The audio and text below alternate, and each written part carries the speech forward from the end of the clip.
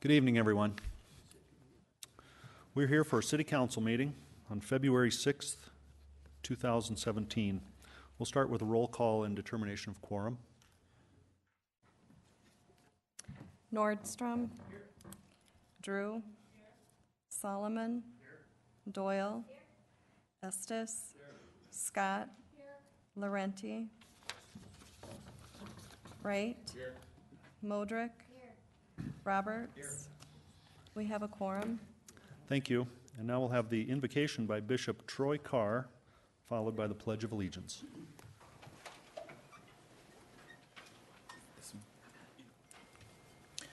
Let us pray. Dear God, we thank you for this day. Thank you for our life, health, and our well-being. I pray a blessing on tonight's meeting. Give our council members wisdom to make decisions that are pleasing to you and for the betterment of our community. Bless each council person. Bless South Dakota's governor. Bless the President of the United States. And God bless United States of America. In the name of Jesus we pray. Amen. I pledge allegiance to the flag of the United States of America and to the republic for which it stands, one nation, under God, indivisible, with liberty and justice for all.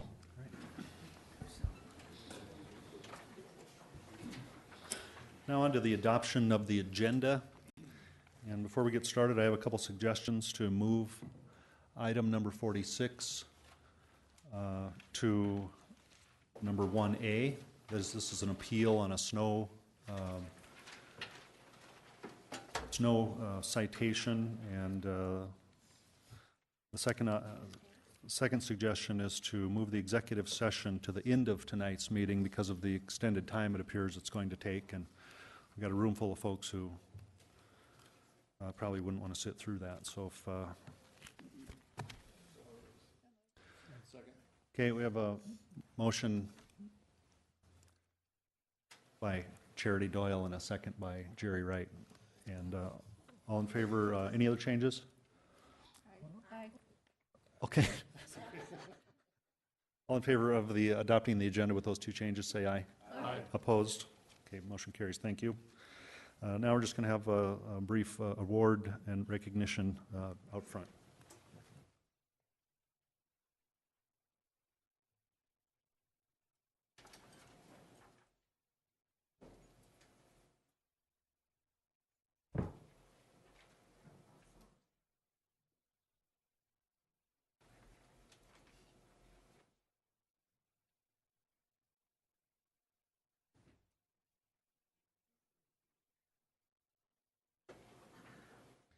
Well, what a treat to be able to recognize employees who have stuck around a quarter of a century or so.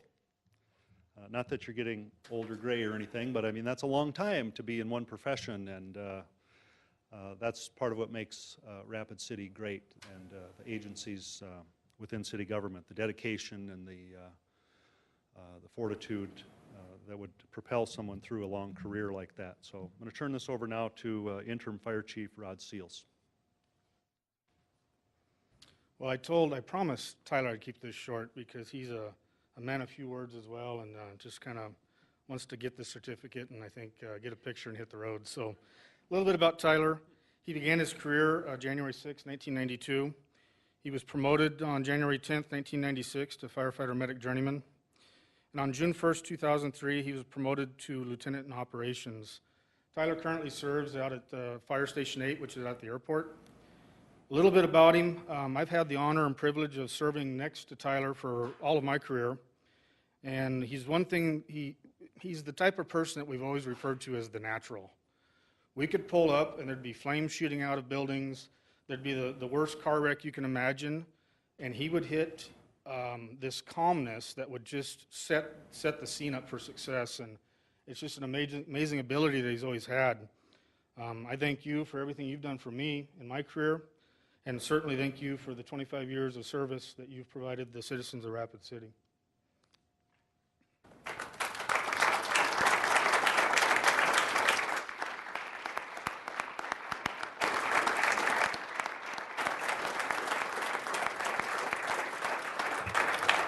And here's to the next 25.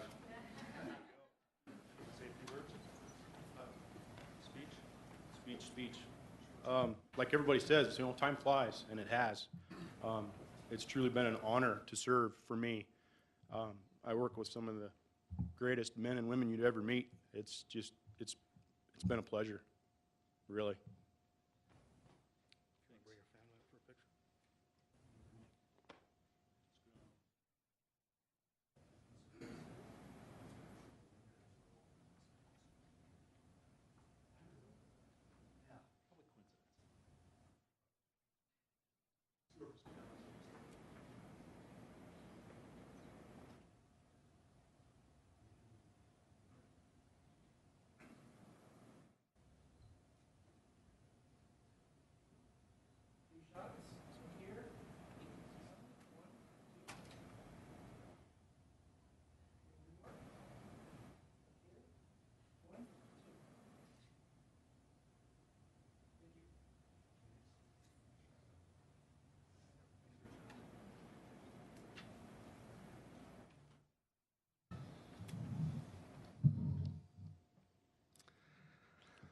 And now just a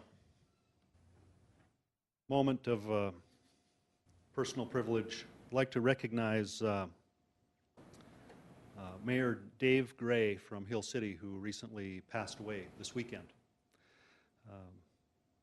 He had a brief battle with cancer. He has a very interesting story. He's been a member of the National Guard since 1967. He served in Operation Desert Storm. He retired as a lieutenant colonel in 2002. In 1968, he became the youngest game warden hired by the South Dakota Department of Game, Fish, and Parks. After he retired, he worked for the National Guard before finally retiring once and for all in 2006. He was a city councilman in Hill City for 16 years before becoming mayor. And he was a valued part of the Black Hills Mayors Group. We get together once a month and have lunch and discuss the issues of the hills, and he'll be missed in that group. So I just ask you to remember him and his wife, Julie, and their children. It's a big loss to the Black Hills. Thank you.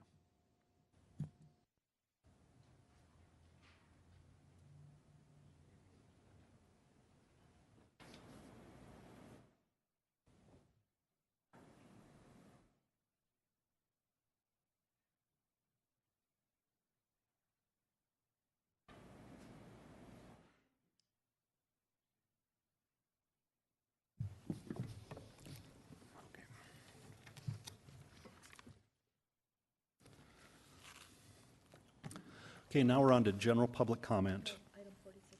Item 46. We're on to item number 46. Just like we planned. This is an appeal. Snow removal citation appeal by Joshua Nicolaisen. And are you here, sir? Yes, please take the podium and introduce yourself. And City Council members, thank you for a moment of your time. My name is Josh Nicolaisen, and I live at 4030 Canyon Lake Drive. On December 27th or 8th, we had a snow, and the next day I had a city member stop by my house and give me a courtesy warning that the city would be come through and scooping if we did not scoop. I informed him at that time I just had a spinal surgery 6 days earlier, and that I wouldn't be able to get right out there and do it. So I had my girlfriend come over and try and scoop it. She broke their plastic shovel trying to scoop it because there's no easement between the street and my sidewalk any longer with the new bike lanes that were installed 2 years ago.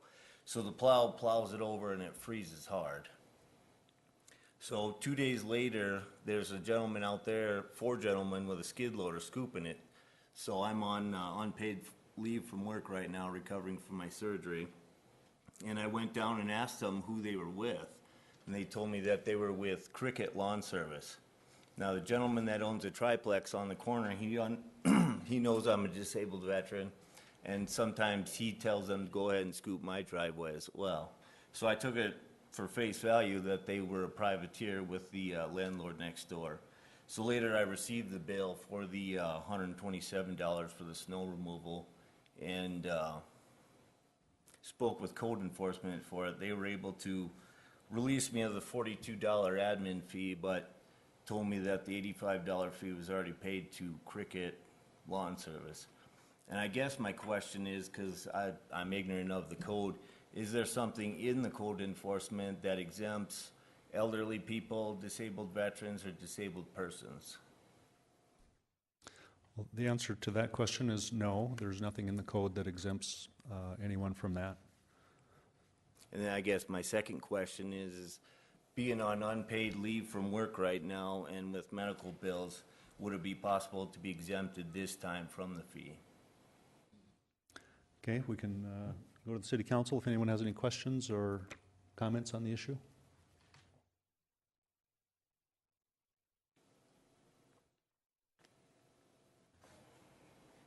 Darla Drew. Thank you, Mayor. Well, maybe I'm just a person that has compassion for these kinds of situations. I think this sounds unusual, and I don't want to start an avalanche of snow requests, but I think in this situation, since he's on unpaid leave and he's a disabled veteran, that I think we should waive the fee. That would be my motion. Jerry Wright.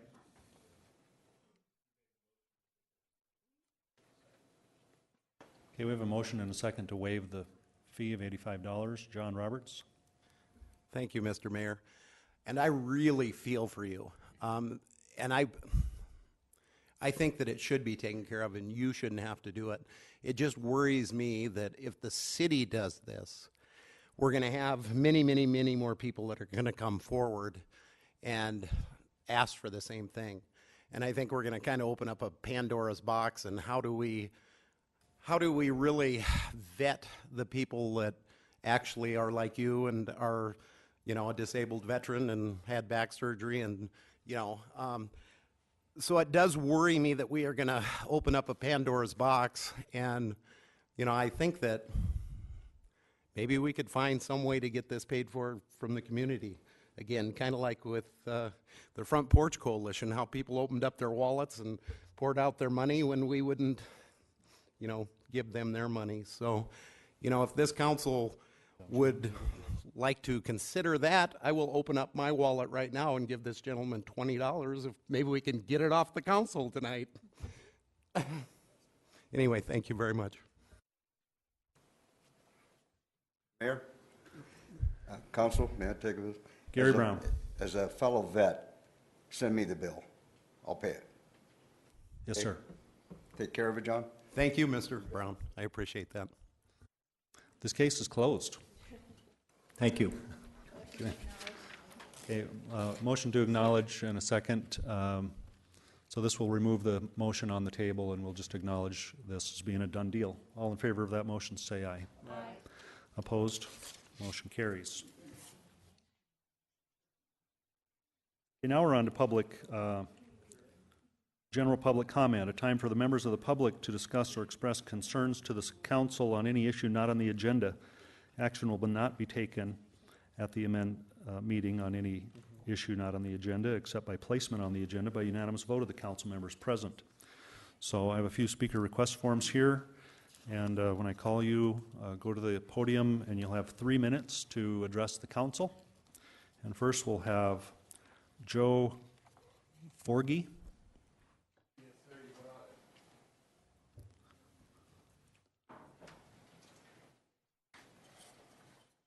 General public comment. All right, guys, I'm Joe Forgy. Thanks for giving me your time. I'm a family member of Casey Lords. I'm sure everybody in this room's heard that name at least once. I feel we're in dire need of some serious change. There's bad things going on in our community, and people are dying. You see these tweets, you see this public media. They're talking bad about these gentlemen. Everybody's talking bad about everybody. Nobody's praising anybody. The men that chase these killers down in the dark by themselves, you don't get the praise. You hear, oh, well, why didn't they do this? Or I guess my biggest thing is I feel we're treating this as a wound, you know, it's like any other wound. We're applying pressure, you know, it kind of slows the bleeding down. I heard it's something about a task force. You know, that's just a tourniquet in my mind. You know, you apply the tourniquet, you're going to lose the limb. You know, eventually you're going to sacrifice some part of the body. I think we need to get surgeons and go towards controlling the alcohol in our communities. My 4-year-old can walk in and buy a Ben & Jerry's. He's 4 years old. He's like 38 inches tall. Reach and get an ice cream and grab an alcoholic beverage at the same time. He's 4 years old, guys. This is sickening. I struggled with addiction and alcoholism most of my life, and I've been through massive amounts of treatments. I've lost family members. My family's been devastated. I about devastated my own family the same way, and I desperately need help. I've got contact information of legislators that are willing to help me. I want to put this on the ballot. I want to take the convenience out of alcohol. Get it out of children's hands. Get it out of convenience stores. Lock it up. There's establishments for alcohol. For people of age can go and purchase and enjoy them. They don't need to be in the gas station. My child goes in and gets a sippy cup. And that's all I ask of you. Thank you. Thank you. Now, Brandy Cook.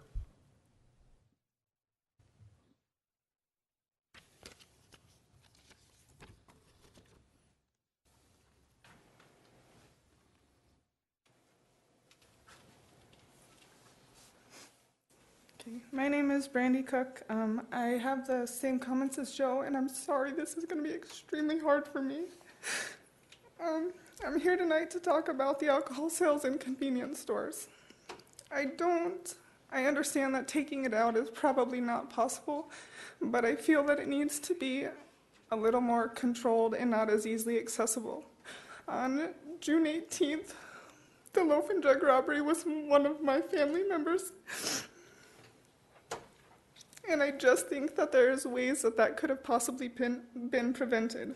If you go to bigger cities, you'll see this in the gas stations that they usually don't sell alcohol at all in the gas stations, and if they do, they are locked up behind bars, so it's not so easy to access. I think on this night, if these guys wouldn't have been able to just go and grab a case of beer and try to run, then they wouldn't have even thought about it. They would have walked in and thought it was too tough and maybe walked back out. So all I'm asking, because I know that they talked about putting more officers on, but I think the officers did an amazing job, and I'm very thankful for them. So I'm thinking that coming down to the stores, they could just lock it up better, make it not so easily accessible to the public, or like the Loaf and Jug, they really nice. They changed their hours from 6 a.m. to 11 p.m. to prevent that overnight. So that will help tremendously. So all I'm asking is for a little thought and options and ways that we can take the alcohol out of the convenience stores, or at least get it locked up so it's not right there and so easily accessed if they wanted to go and grab it. Thank you. And now Mark Miller.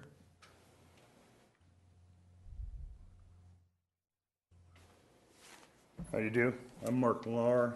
I live at 1133 Northeast Drive. I'd also like to talk about the crime problem we have in our city. I feel so sorry for you folks. There's a couple of different issues I have, but justice for the citizens of Rapid City is a huge problem right now. My idea of justice is a little different than what the chief of police or the mayor are asking for. I don't think it'll do us any good to have more police dragging more people into court to be released by the state's attorney. It's time for the city of Rapid City to address the state's attorney's issue of not serving our needs. I'm not saying that more police and private security would not keep some of these people from being a problem of ours, undoubtedly more police would keep them away from us. And they would push the problem down the street. But that's not going to solve the problem. Some people in Rapid City seem to think that this community could support a football stadium. Excuse me. I think we could support city court. If the state's attorney is not going to bring these people to justice, there was an article in the paper the other day, the man that the businessman spoke of 2 weeks ago, the Journal reported had been in the eye of the police 67 times. And he was released twice that day for felonies against a business. I don't see how we can say that that's serving justice in this community. If we can't get the state's attorney to prosecute these people, then we need to prosecute them ourselves. I don't agree with the governor's view that crime is going down in this state and that we can run away from it. I don't agree with the city using the juvenile diversion program at a rate of 4 times the rate that the city of Sioux Falls uses. And we have a 17-year-old that just stabbed a woman 30 times for a case of beer. The state's attorney just successfully prosecuted a man who held up 3 casinos in this city with a gun. And for 3 armed robberies, he's going to do 10 years. With good behavior, that'll probably be 5. I don't think that suits the crime. When justice is handed out accordingly, justice serves all people. Whites, blacks, natives, old, poor, young. But when we don't serve justice properly, when the perpetrators aren't brought to deal and serve their crimes, when the system doesn't serve the crime, then the victim pays for the crime. And so when we don't prosecute these people, we're just putting the whole burden on the victim. It's useless for me to hire a private security firm to protect my business, to grab shoplifters. I've had vandals, I've had shoplifters, I've had snatch and grab, I've had teenagers trying to set my building on fire, I've had teenagers throw rocks at me the size of baseballs. None of these crimes have ever been greatly brought to anything.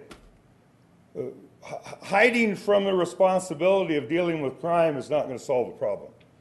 You guys are going to have to take a bigger chunk at this.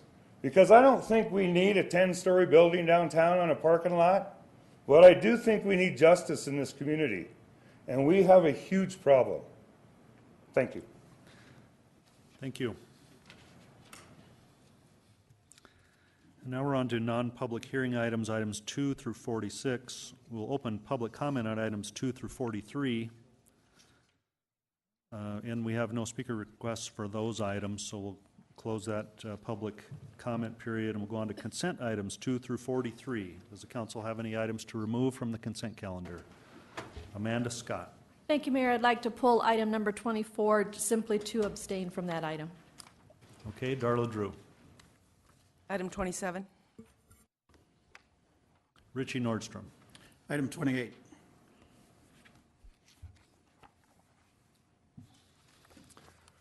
Okay, seeing no other lights, can we have a motion to approve the consent calendar with the exception of 24, 27, and 28? So moved. Okay, everyone made a motion and Darla seconded. All in favor, say aye. Aye. Motion carries. Now on to item 24, which is to approve extending a contract bid to Pete Lean and Sons Incorporated for ice sanding materials for the 2017 calendar year, and Amanda Scott will be abstaining because she has employment with the company. Move to approve.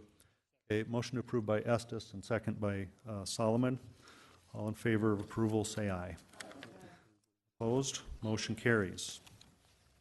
Now on to item 27, which is to authorize staff to advertise bids for water reclamation facility. No, is that what it is? Mm-hmm. Portable water improvements. Estimated cost $525,000. Go to Okay, we have a motion and a second to approve. We'll go to Darla Drew. Thank you, Mayor. I have a couple of questions for Dale Tech, if I might. Yes. Yeah, I brought this up at the Public Works meeting last week and found out it was very interesting to me that we didn't have potable water for the people that worked at the water reclamation facility. I thought it was rather ironic. But however, I did have a couple of questions on this particular item. Dale, did we look at everything, every type of answer or remedy for this particular problem? I mean, do we have to go with the $525,000 water line? Is that our only recourse? Yes. Excuse me. This has been in the works since the early 2000s. There's been improvements over the years out at the water reclamation facility. This water reclamation facility is very unique in the state of South Dakota. It is one of the only ones that does not have a fresh supply of water.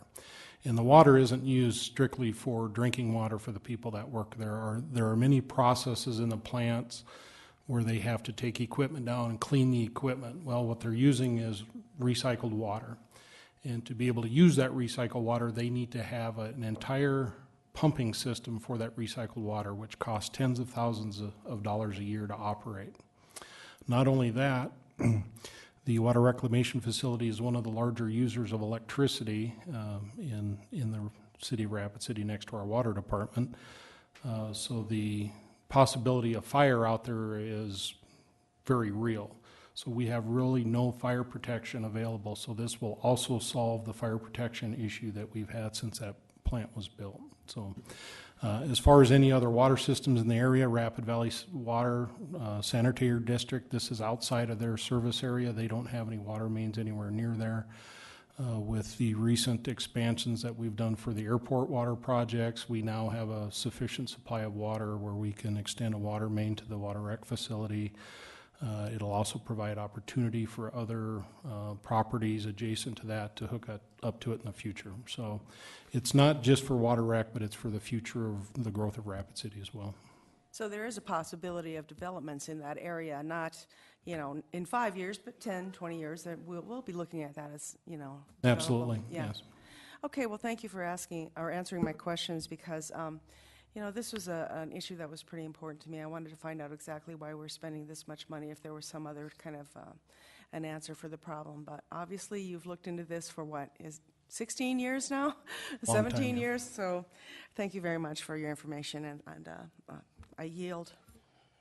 Okay, we have a motion and a second on the floor for approval. All in favor of that motion, say aye. Aye. Opposed, say no. Motion carries. Now on to item 28, which is to approve the assessment roll for Countryside Water System Conversion Project. And we'll go to Richie Nordstrom. Thank you, Mayor. If I may defer to the City Finance Officer first. Okay, Pauline Sumption. Thank you, Mr. Mayor. Unfortunately, the proper process has not been followed on this, so this item will need to be tabled, and then we will bring forth a resolution setting a public hearing date to approve the assessment roll. Mayor, that's my motion, is to table.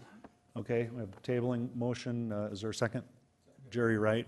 Okay, all in favor of tabling, say aye. Aye. Opposed, say no. Motion carries. That takes us through the consent calendar. And now we're on to non-consent items, 44 through 46. And we'll open public comment on these items, and we have some speaker requests. And first we'll go to Ron Weifenbach.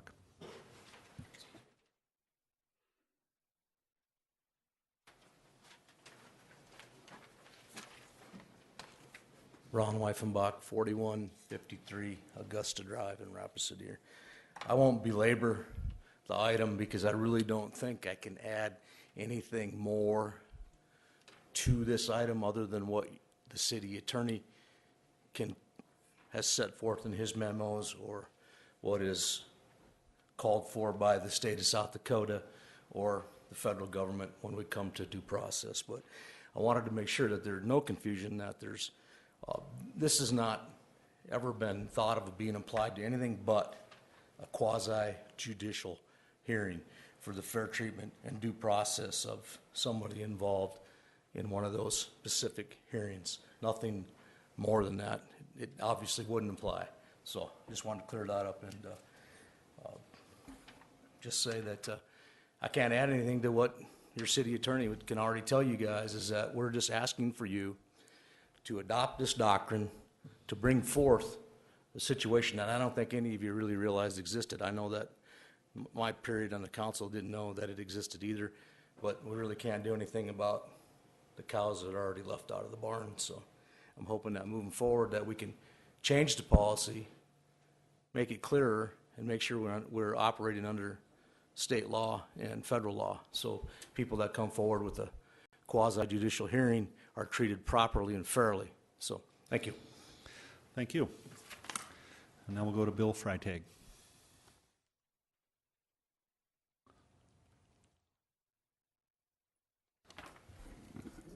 Bill Freitag, Brook Street. I want to just reiterate one thing Ron said so that it's real crystal clear to everybody that this ordinance only deals with quasi-judicial, and if you just want to substitute property rights for the word quasi-judicial, then you're probably safe. So if it's a legislative item, this ordinance has no effect on it. If it's an administrative item, this ordinance has no effect on them. It's only property rights issues that the South Dakota state law put some restrictions on you as far as ex parte communications.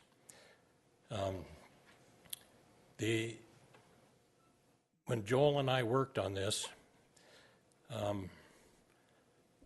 we worked pretty hard on it, and we worked a long time on it. And all these words now that are in there are words we agreed upon, except for 6 words that I wanted to add that said you had to recuse yourself if you had some of that ex parte communications. Now, from Joel's testimony at Public Works, or at Legal and Finance, Joel said whether we have this 5-day time period in there really didn't make any difference because state law already dictated that there was no times that you could, no times that you couldn't. So really that's just in there to kind of help you out a little bit. Just give you a guideline to talk to your constituents and just gives you an excuse to say to them, hey, I'm in a 5-day time period, but you really should come to the hearing and speak. If you can't come to the hearing, give me an email or whatever you want said. I'll read it at the hearing. So you're not ignoring your constituents. But whether that happens in 5 days or not really doesn't make any difference. You're still obligated by state law to do it. So all this doctrine that Ron and I proposed does is shine light on the existing state law. It doesn't create anything new. And to make it easier for you guys, I'm going to ask you to ignore the 6 words I added to Joel's version of it and to approve it. It's still my ordinance, and I'm still asking for your approval. But I'm going to take the part away that just you have this automatic recusal, and I'm going to go with Joel's words on when you're required to recuse yourself. And I'd still be around for questions if you had any. Thank you. Thank you. And now on item number 45, Connie Olson.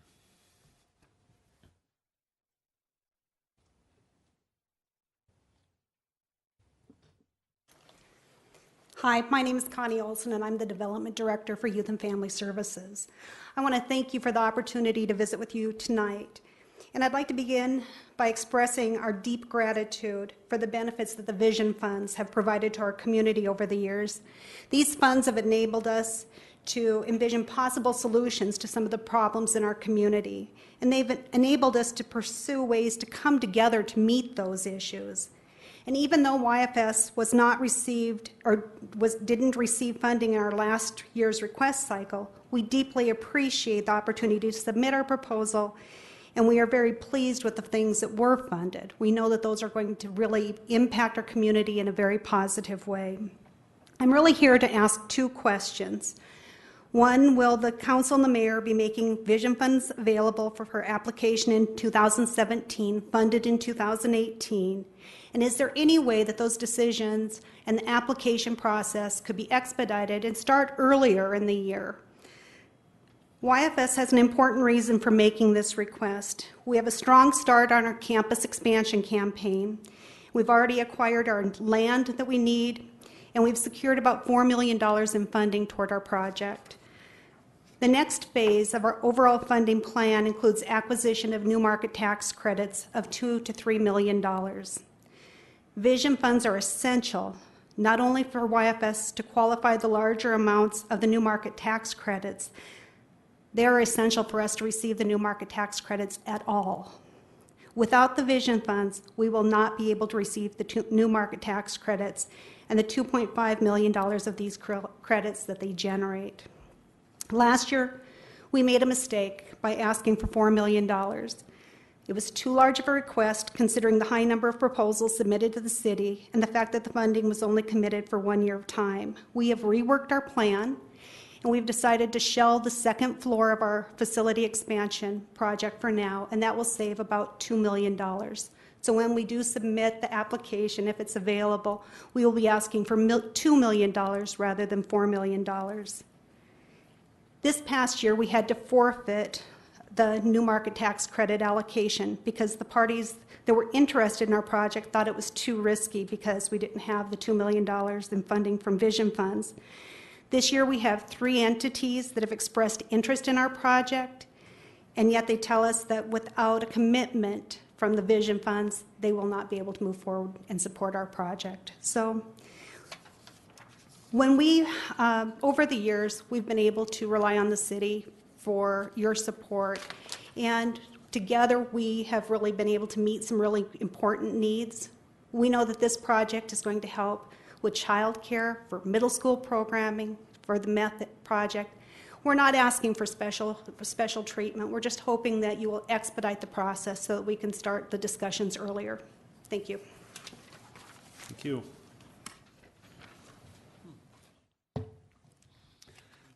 And that'll close the public comment time, and we'll start with item number 44 under Legal Finance Committee items. We'll go to John Roberts, the chair of the Legal Finance Committee. Thank you, Mr. Mayor. Request from Bill Freitag and Ron Weifenbach to adopt the appearance of fairness doctrine for quasi-judicial proceedings by adding section 2.04.130 to the Rapid City Municipal Code. And I will not make a recommendation at the moment. Okay, the floor is open. Jerry Wright. Thank you, Mayor. I think there's some good intention in this, but I think it's wrong. And I think it's horribly unfair that our community is told that the city council meets in secret meetings. We do not. I've been on the council since 2011, and I worked for the city for years, and I tell you, I don't know of a single council meeting in secret, ever. And if someone wants to prove me wrong, please do. We don't. We have meetings and for the staff with our council leadership to coordinate issues, but that's it. It's a non-binding, non-voting issue, and it's important that we do that. Same with the council, all the council meetings to include the activities like the Legal Committee, Legal and Finance Committee, and Public Works, publicly announced. We are as transparent as we possibly can be. I take the issue also with the fact that we're being painted as a judicial or administrative body. We are not. I went to Webster's dictionary, which I still think is valid. It says judicial is pertaining to the administration of justice, to courts of law, or to judges, enforced or decreed by a court of law, and judiciary of or pertaining to judges, courts, or judgments. That's the judiciary side of the government. We're a legislative body. That's our job. So to say we're judicial, we're not. To say we're an administrative body, we are not. We are not appointed officials. We are elected. We have an obligation to meet with our people, to hear their voices, to hear what they have to say, to do our due diligence, which includes speaking with members of the council one-on-one and not in a voting capacity, with staff and other people, unrestrained. And if I have to, or learn of something 1 hour, 1 minute before a council meeting, and I feel I need to look into it, I will look into it. If that is what happens, this is wrong, and I will not support it. I will support the fact that we are under the law, we operate under the law, we're subject to the law. If we do anything illegal under the law, we're subject to it. I support that. But this is an unnecessary move. Thank you. John Roberts. Thank you, Mr. Mayor. You know, this is very interesting coming forward, and I think that it's something that for the most part, most of us do all the time. But I do disagree with Jerry that we're not quasi-judicial, because when we are voting on a person's property rights or something that has a monetary value to them, we do become quasi-judicial. We do have the ability to affect a person's livelihood. So, you know, I think that this doctrine, reading through it, I think it's fair. I think it's the way that the governments are going. I think that we can always be a little more open. And, you know, since we are voting on the ordinance or the doctrine that was brought forward by our own city attorney, I feel quite comfortable voting yes on it. So thank you very much. Okay, thank you.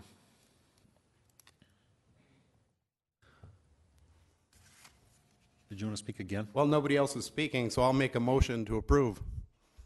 If I can get a second. Okay, we have a motion to approve. Is there a second?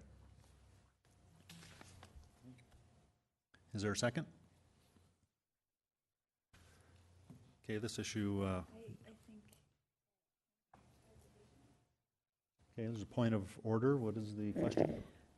The question is what Mr. Freytag brought forward. He has asked the 6 words in particular to be struck. That is not reflected in the motion, and I'm unclear. I'm trying to pull them up side by side right now, but I'm unclear whether without his 6 words, if it's verbatim what Joel proposed. Mr. Freytag also made the comment that today we are not voting on what Joel proposed. We are voting on what he proposed, less the 6 words. So if the motion maker could clarify that, I'd appreciate it. Thank you very much. Yes, I will. I will make the motion that we vote on what our city attorney, on the ordinance our city attorney brought forward. Is that the original motion, or? That's the original motion. Okay, and is that understood by the? In point of order, can we do that? That's not what was, so It's on there along with it. It's been noticed. Right, but that wasn't the actual agenda item. So if Mr. Landine could clarify, that'd be great. Correct. It's not put on because it was brought forward by a citizen. You know, I provided you a draft because there was that disagreement that gave you an alternative. If you want to move forward with that draft, this is not set for first reading, this ordinance. And it is an ordinance, so it can't be approved tonight. But what you would do then is make a motion to set the draft that you want to approve. So if it's my draft, you would set that for first reading. And at the next round of committees and council, we would set it for first reading for approval.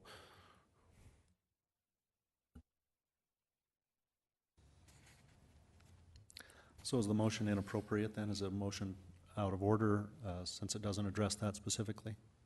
I mean, yeah, it's not technically correct, but I think the intent is pretty clear, so I don't know if you would have any objection to the motion maker being allowed to amend it or clarify, because I think it's clear what the intent is. I mean, I think we're getting a little hung up on. Okay, we'll go to Brad Estes. Thank you, Mr. Mayor. I'd make a substitute motion that we schedule the ordinance written by our city attorney for first reading in a meeting, in our next meeting. And if I get a second, I'd keep the floor, if I could. Okay, we have a second by Darla Drew. Thank you. I'm not sure that I'll support that, but that's to get this thing, the train going down the tracks. If I could I ask Joel a question, please? Yes. Joel, is your written,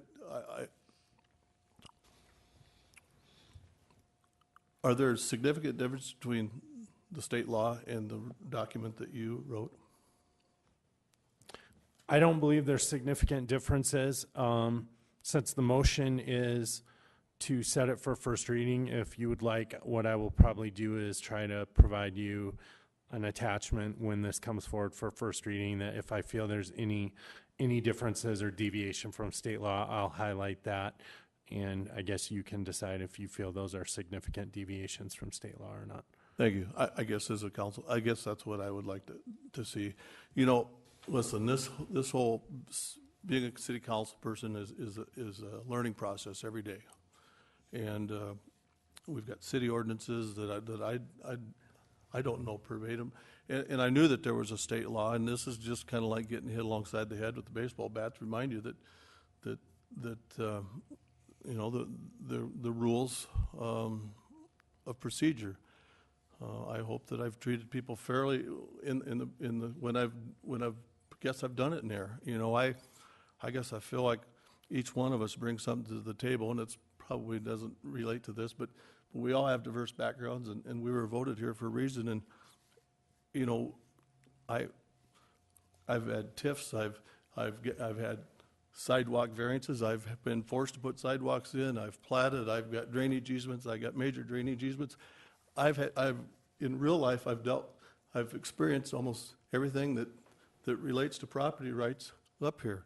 I really, you know, and that's what I told my constituents in Ward 5 that I brought to the table, you know.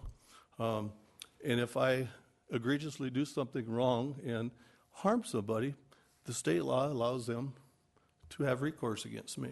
So I guess that's why I made the motion, just to, because Mr. Freitag came tonight and asked to have his ordinance approved, less the 6 words. It really, I'd like to think about that, but so that's why I made the motion I made, just to set Attorney Joel's ordinance for first reading. Thanks. Lisa Modrick. Thank you, Mayor.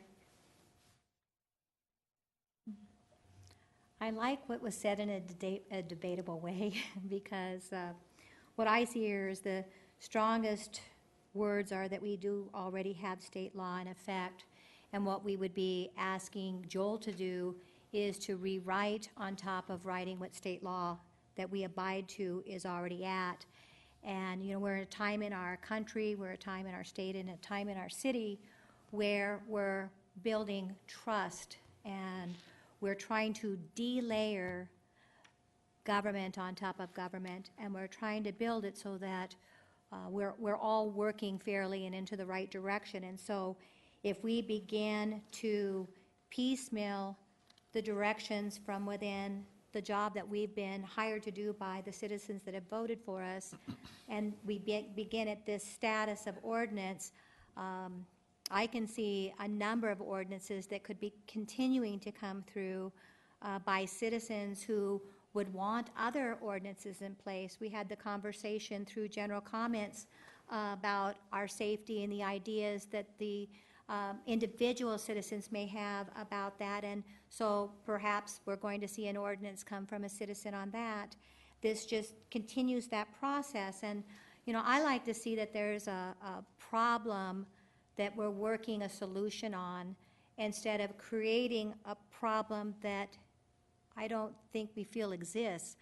I have been on the council now for 7 months, and there's not a book that's handled to a council member, but I'll tell you, we go through the process right up front with what our process should be and how we do process. We are taught that day one, and then we follow and abide by our policies and procedures so that we are doing the actions of the community on behalf of the community, and to ordinance on top of ourselves because we are being told by a citizens group that we don't understand property rights. I think it's really unfair to the council. So it is in my favor that I would recommend not supporting the motion in all respect, but I feel very confident in our state law, and I had taken an oath by that, and I'm bound by that, and feel very comfortable that that law holds me accountable and holds us all accountable. Thank you, Mayor. Jerry Wright, and as a reminder to everybody, the motion is to set a time to bring Joel's ordinance back. Thank you. Jerry Wright. Thank you, Mayor. I look at both drafts, and item number 400B says the quasi-judicial proceeding decision is a proceeding of a decision by which an administrative body or appointed officers, et cetera, et cetera, et cetera. We are elected, we're not appointed, and we're not administrative. Administrative bodies would be like the Board of Water and Natural Resources, which is appointed by the governor. It's not the legislature, and they do make decisions that are binding, and they do have the authority, and that makes sense that they can be appealed upon. Due process of law. We are subject to law that we're subject to, but we should not be being controlled and our positions be stifled by controls. Okay? I just think it's wrong.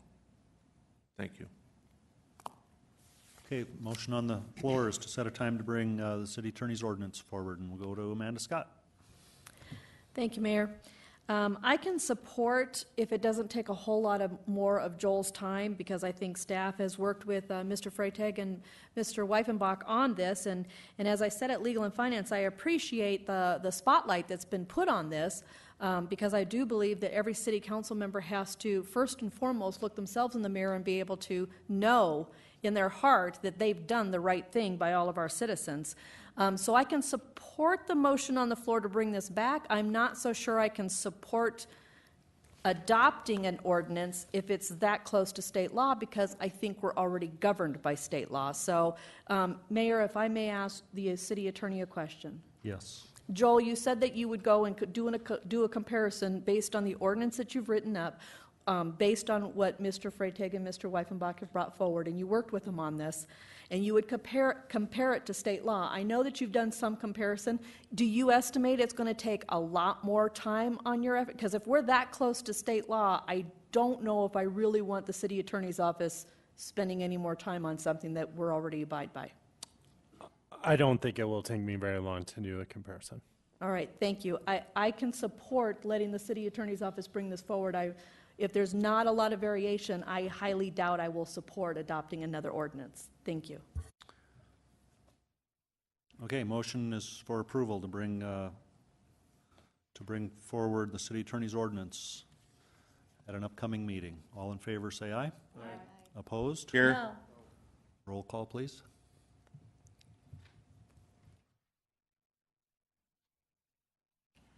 Doyle, No, wait, what?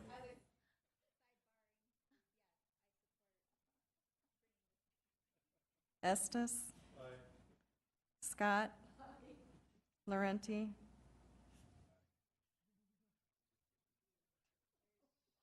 Point of order. Point of order. Wright, That's a point of order. Oh, I'm joking. Who are you asking for now? Wright, Right. No. Modrick. No. Roberts. Yes. Nordstrom. Drew. Yes. Solomon. Aye. 7-2 voting yes. Okay, it sounds like a tie vote. All right, 7-2, we'll see this ordinance coming back at a future meeting. Thank you, everyone. Now on to item number 45. Thank you, Mr. Mayor. This is a item I brought forward as a discussion item on vision funds. So I will open up the floor for discussion. Okay, the floor is open. Amanda Scott. Thank you, Mayor. I guess I can direct this question either at you or the city attorney, but it's in regards to our current ordinance on the vision fund process itself. Would you like me to direct that question to the city attorney, Mayor, or would you like to handle that one? I'll give you my opinion on it. Oh, on the ordinance itself? Yeah. And the timeline? Thank you. Typically, the ordinance, I think, has a end of July timeframe for the mayor's office assembling a committee to vet the vision projects in the upcoming 5-year plan. Last year, the council modified on the fly that ordinance to be a 1-year project for 2017. And so what I anticipate is that we'll follow the same timeline, July for selecting a new committee, but that I would ask the council if they had a desire to do another 1-year plan as opposed to a 5. So, Mayor, and I'm just kind of going back with my memory as well. If I remember correctly, the city council voted that instead of locked in to a 5-year plan, we gave the power or the authority to the city council each time we go to set a plan to determine at that time whether it was going to be a 1-year plan or a 2-year plan or a 3-year plan, so that we can kind of balance this. And I know one of the great needs that is still sitting out there waiting for the results to come through is the Civic Center. And whether one of the options, or whatever the option is that the City Council votes on, that the Vision Fund was going to be the primary source of any of those solutions that are needed for the Civic Center. So if the process was supposed to start in July, Mayor, are you suggesting that like the City Council can put forth on the next agenda to actually take a look at the timeline and maybe start talking about what we want to look at for that timeline? Or does the ordinance itself specifically state that we can't take action unless we change the ordinance again until July? I guess that was my question, is the request that came from a citizen or a nonprofit group was, can the City Council start this earlier? And I'm saying there's an ordinance written, so. And I guess the quick answer is I'm not sure. I would have to look at it. I was out of the office when the ordinance was revised this summer. So I guess I need to look at that. That was not something I'm prepared to answer tonight. All right. Then just to let my colleagues know, I'm not opposed to having a discussion brought back at the Legal and Finance to kind of review what our current ordinance is on the Vision Fund and kind of get the talk started on what kind of project plan the City Council may be interested in. So I'll yield the floor.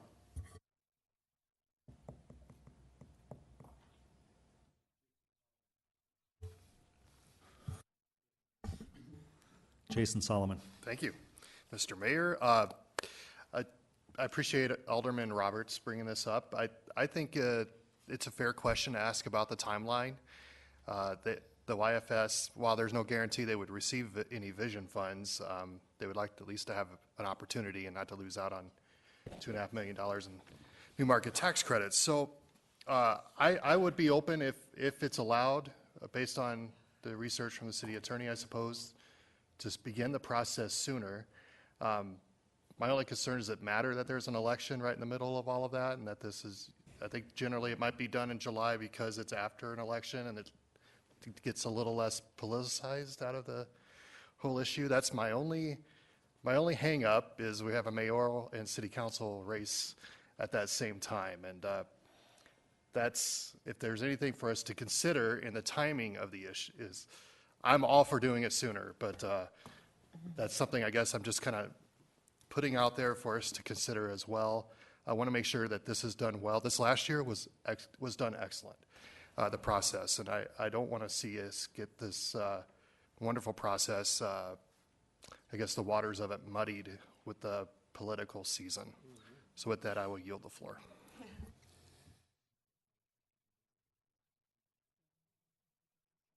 Jerry Wright.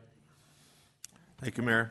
I just want to run my choice of decision to say that be careful, because we have the Civic Center looming out there, and we don't know what we're going to do.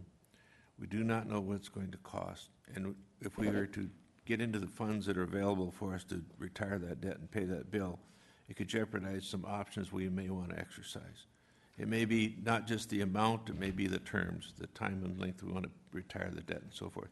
So I think we need to be careful and not be going into our savings fund or our revenue fund, which is the only one we have that's got some flexibility. So please proceed with great caution. And remember that we have that big project out there. And don't forget, we have a huge shortfall in infrastructure, streets alone. Thank you.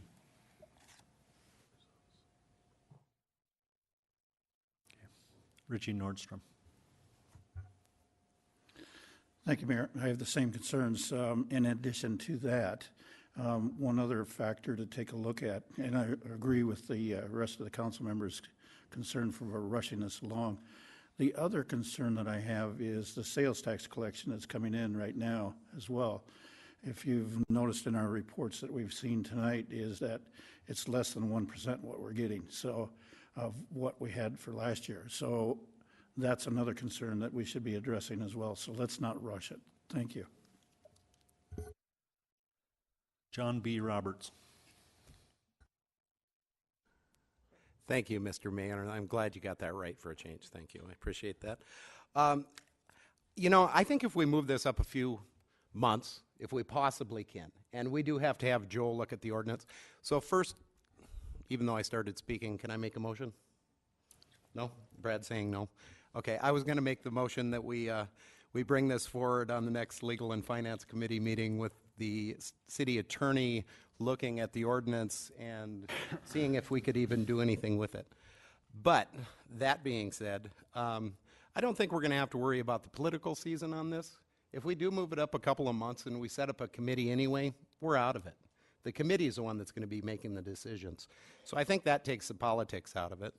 Also, I don't really think, as far as the Vision Fund is concerned, that we have to be all that worried about sales tax, because that money's set aside anyway.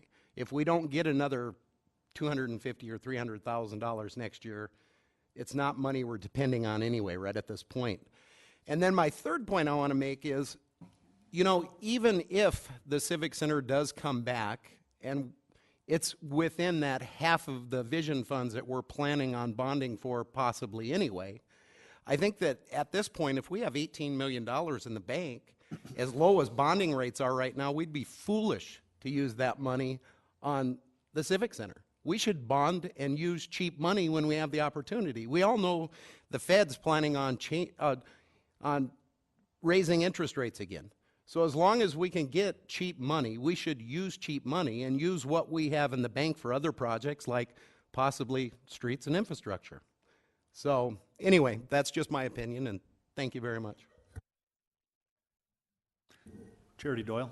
Thank you, Mayor. I think as Alderman Estes is going to come in here and make the motion to take a look at this. However, I think what Richie said is important. Sales tax is important, particularly when it is coming in lower than projection. I think part of the discussion, if we could have it prepared, is how this is going to affect the things we have just approved versus projections for future rounds. And the earlier we start that, the less solid that information is. So I think it is something that does need to be taken a look at. Thank you. Brad Estes. Thank you, Mr. Mayor. I make a motion that we ask Joel Lundin to look into it and have this on the next Legal and Finance agenda. I second. If I could keep the floor. Okay, we had a second by John Roberts. Go ahead. You know, I think the one thing that's unanimous is that I think we all, whatever we do with the Vision money, we want it to have the greatest impact in the community as possible. And you know, and I think we're all kind of saying the same thing, but we just don't know what legal capacity we have as far as moving that up. So I think we just need to hear from Joel, because I was just curious about the way it's timed as far as obligating a future council and all that kind of stuff. And so anyway, I just appreciate everybody's comments, but look forward to what Joel finds out and see where it lands. Thanks. Okay, motion on the floor to have the city attorney bring it to the next Legal Finance Committee meeting. All in favor say aye. Aye. Opposed? Motion carries.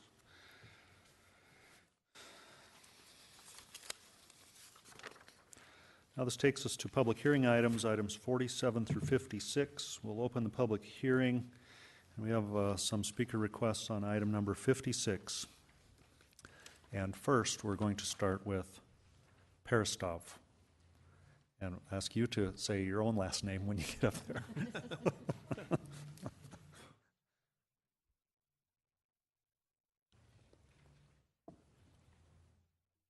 Parastu Qazvini. One more time. Parastu Qazvini. And I live on Monroe Street. I'm a teacher here in Rapid City. A low-paying profession, even more so when it's private school, more than the public school teachers. So I fall right into the category of the professionals that this development, new development, proposed development is supposed to appeal to. I moved to Rapid City less than 3 years ago from East Coast, and why I came here was the low population density and the open country and natural beauty of this beautiful area. I, against all odds and popular objection about living in North Rapid, I narrowed down my search to this property that I live in less than 2 years ago. And I've been working close to 40 years, and this house is my life-saving. I put it into this quaint, small one-bedroom house that I live in now.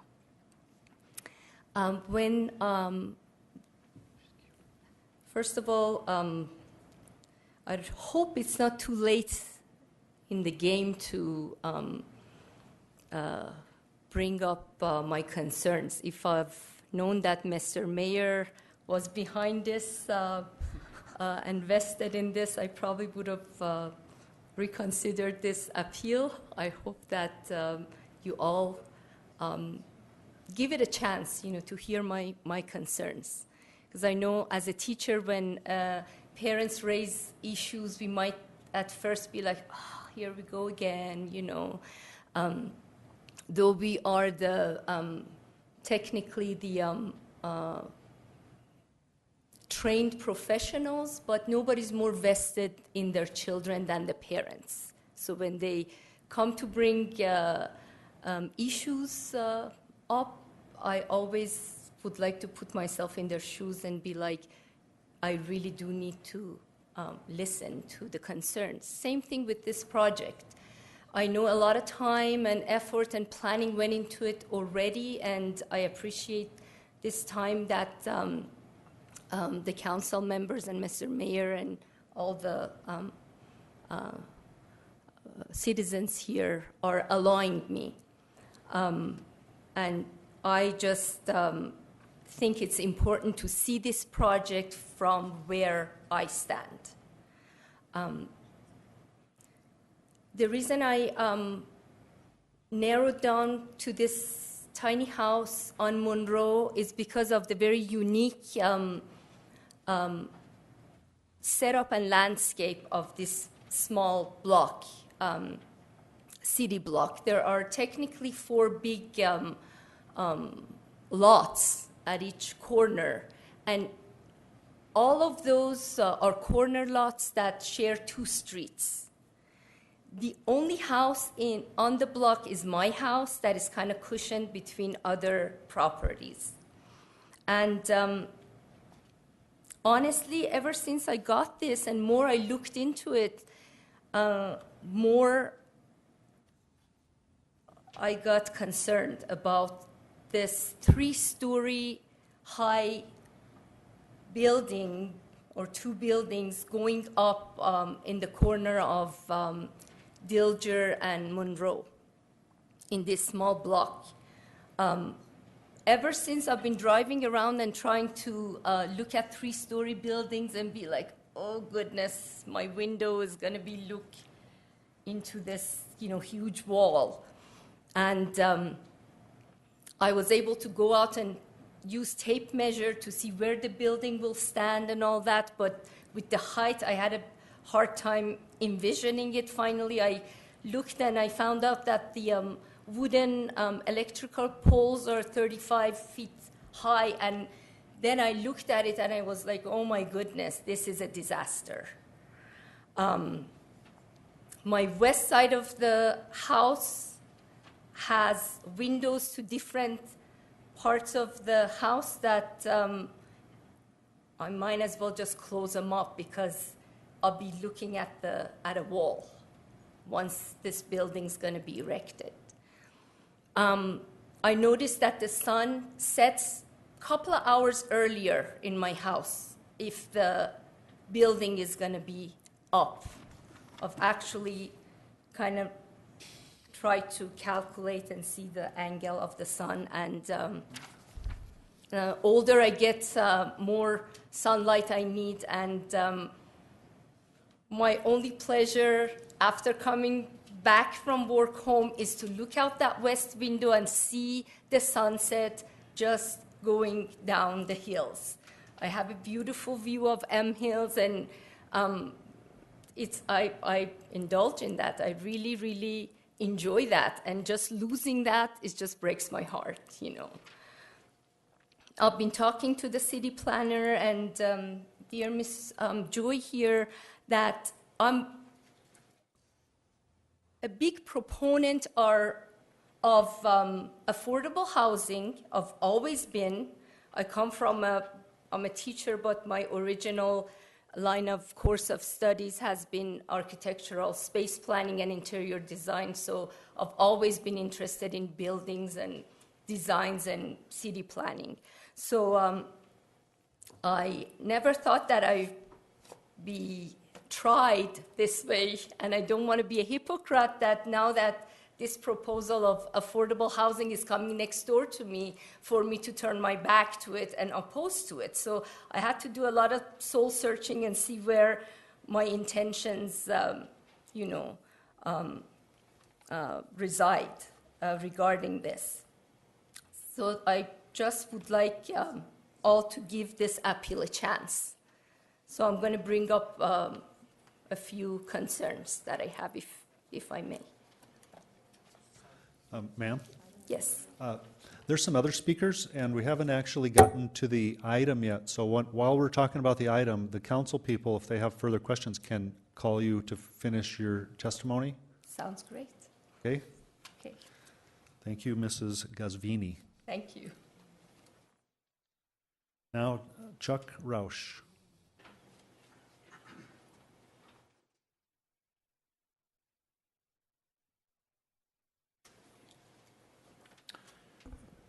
My name is Chuck Roush. I live at 602 Dilger. My property adjoins this property that they're talking about. I testified before the committee and issued concerns about pets and crowding and so on. And then went home and thought about this a little more, and I thought, what would I do if I owned one of these homes?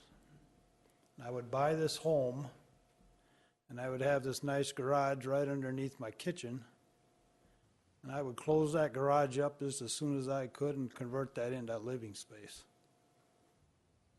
And that changed the whole dynamic of what this thing looks like. I don't know if there's rules that can be put out that prevent this or not. But that is a big concern. Now all these cars are out on the street and there's more living space for people.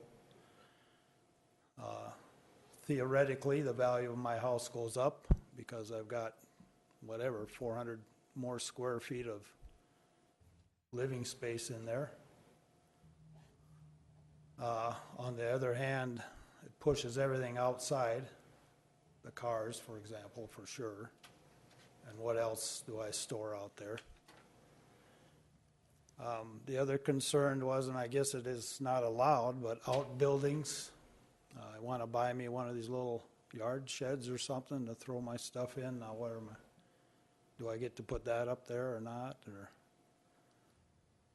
And the other item was, and I'm still coming back for this, if you're going to vote for this, please put in somehow, I want a privacy fence between us. Good fences make good neighbors, they say.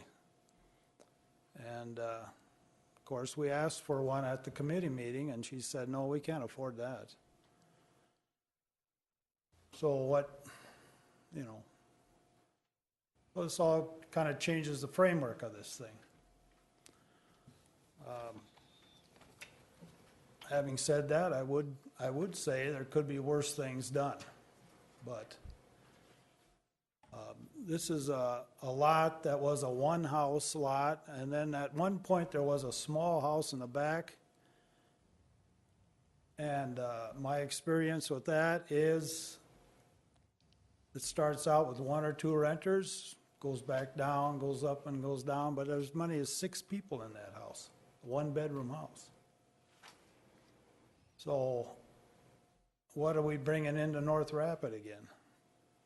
And I've lived in North Rapid for 27 years now, I think it is. 30. And at the same house. That neighborhood is on the verge, if it just would get turned the right way a little bit, of being the best neighborhood in Rapid City. It's flat, it's near the downtown, it's all kinds of positive things going for it. It needs better housing, not more crowded housing. And the potential for that area, it just needs to be a little bit tweaked a little bit and not overcrowded. And I think that would be one of the places that could kind of go like the West Boulevard did, where people were going, this place is falling apart. People got interested in it. There were nice homes there. They all got fixed up. Every home up and down that street got fixed. And this could happen, something like this. My vision, my hope would be for North Rapid. I see the red lights on, but so you could very well look at me and say, why don't we start with you? And you got a good point. But yes, my intention is to fix my place up and make it better. And I just wonder if we're just stepping into this a little quick. Nothing wrong with low-income housings, but let's take a look at it a little bit, okay? Next, we have Lisa Houghton. Houghton? Perfect. Okay. Which one? Both? Hello. I'm Lisa Houghton, and in May of 2016, I purchased the house directly across the street from this property that has been leveled. There was a house there that absolutely should have been condemned. When that was the only reason in the neighborhood I was hesitant about purchasing a house in that neighborhood after I got into the neighborhood. It was hard for me to even drive there to look with a realtor, to be honest with you. But then I moved there, and it's such a beautiful community. The neighbors are so wonderful. It gives people like me and her, I have 6 children. So to have such a large lot, my lot is completely across the adjacent from this and is pretty much the exact size. So I have small children, and it's awesome. What's happened since just the idea of this property has happened is my quiet neighborhood is not anymore. There's a lot more people there, and with people comes crimes, comes a lot more police officers, comes a lot more not letting my boys play in the snow. So my concern is 5 extra families in one space. In low income, high income, I don't care. Brings more traffic. The reason I purchased there was to have a quiet neighborhood for my children, and that's not what's happening right now. I don't know how that's possible. I just really wanted to tell you that it's changed. Change is difficult. I just saw the picture of the front of it, and it's beautiful. Thank you for keeping with the historical aspects of the homes, because there's a good chance this will go through. So thank you for that. That's all. Thank you. Charles Baumgartner.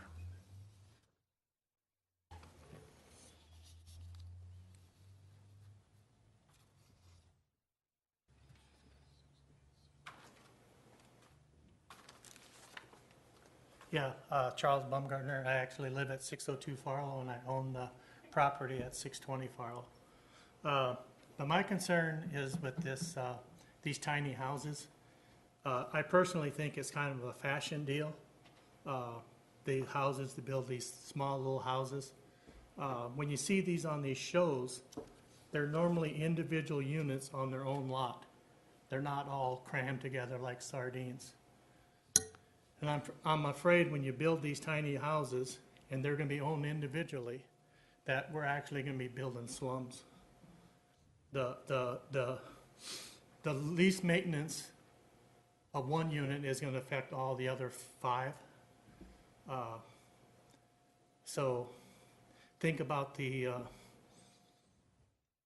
you're just cramming them in there, And then the deal about converting the garages into living spaces is gonna be the first step the person gets, that they get larger families or run out of room, they're gonna start using that garage as a living space. That's what most people would do when they need more room for their living space. So I think you're just putting in too many units in too small a spot. Thank you. Thank you. And now Joy McCracken. I think there's a few questions in the group that you might be able to.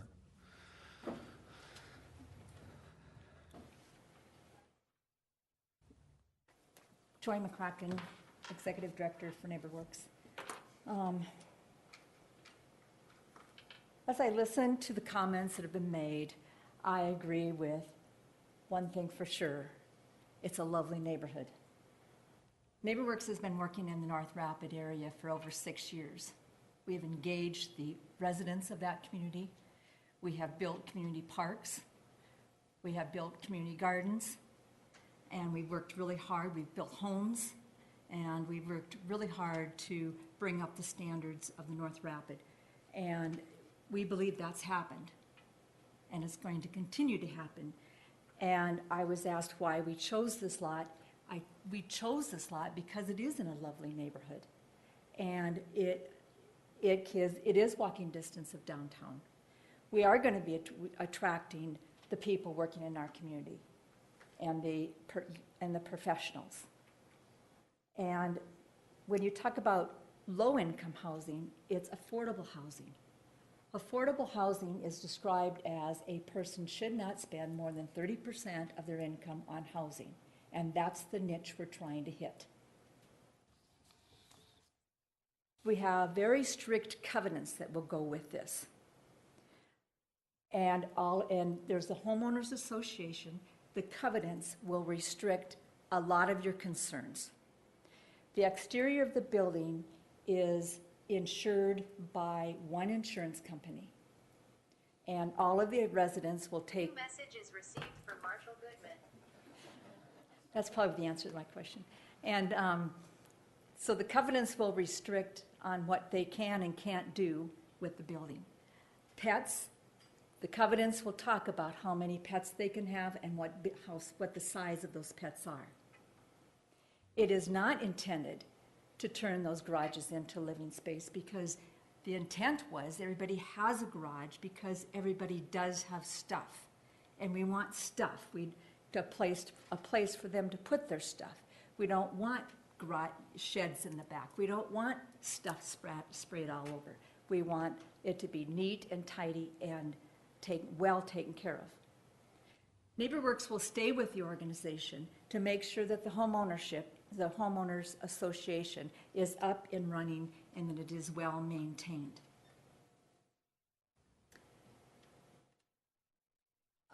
I do believe that we can be very good neighbors. I think that you will enjoy the neighbors that you have. And it is also intended, when you say 5 families, that's a maximum of 10 people, 2 per unit. And so there might be 5 cars going in and out. I'm not going to deny that. But I don't think that that is going to be a hindrance to the neighborhood. And this is not a new concept. There's been 1,600 homes just like this built in other communities outside of South Dakota. And the garage cannot be converted by city code. Is that correct? And, I mean, we have a consultant I believe that's correct. The garage cannot be converted by city code. And so we have a consultant that's working with us that has built 1,600 of these homes. And he has had total success in other areas, and we feel very confident that we can have total success in North Rapid as well. Questions? We'll start the discussion among the council, and some of them may have questions for you or any of the folks who testified here.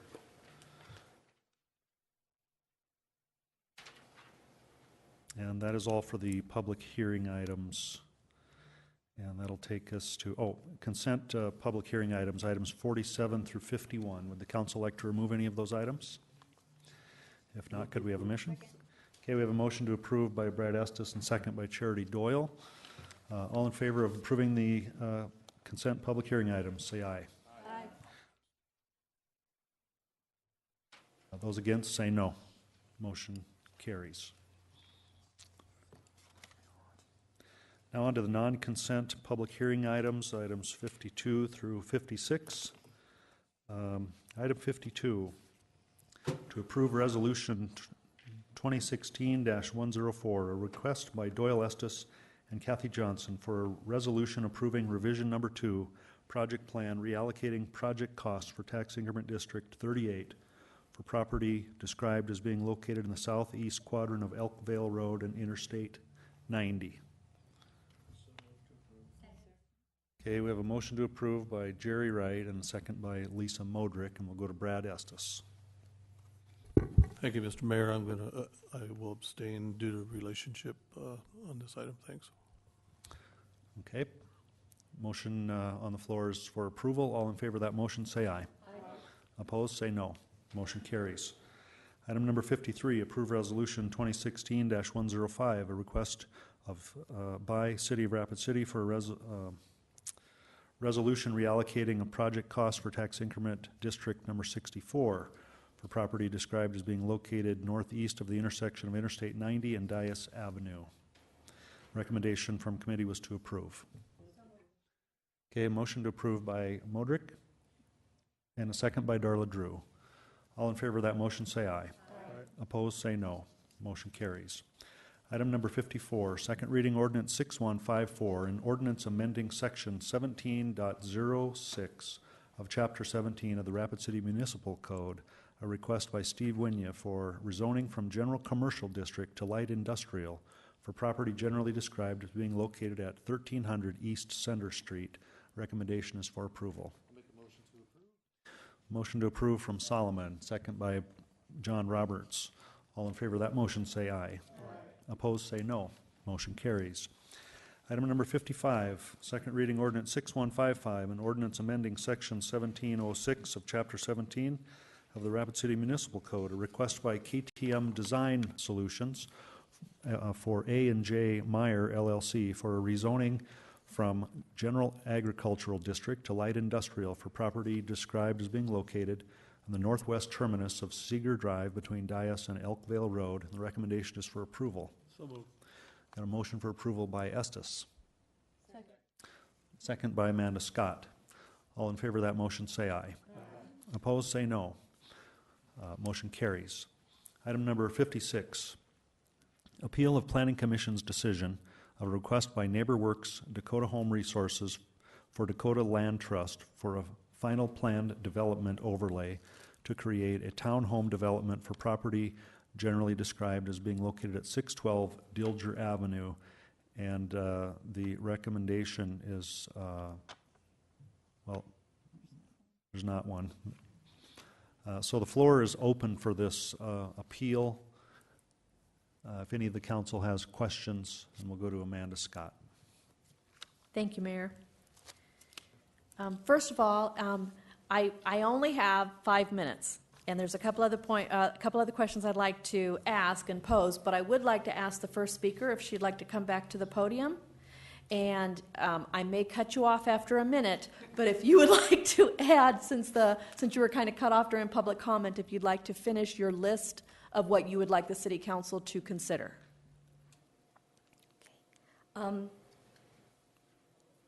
The project is proposed as a pilot project, and it's proposed that if successful, then it can be kind of duplicated elsewhere.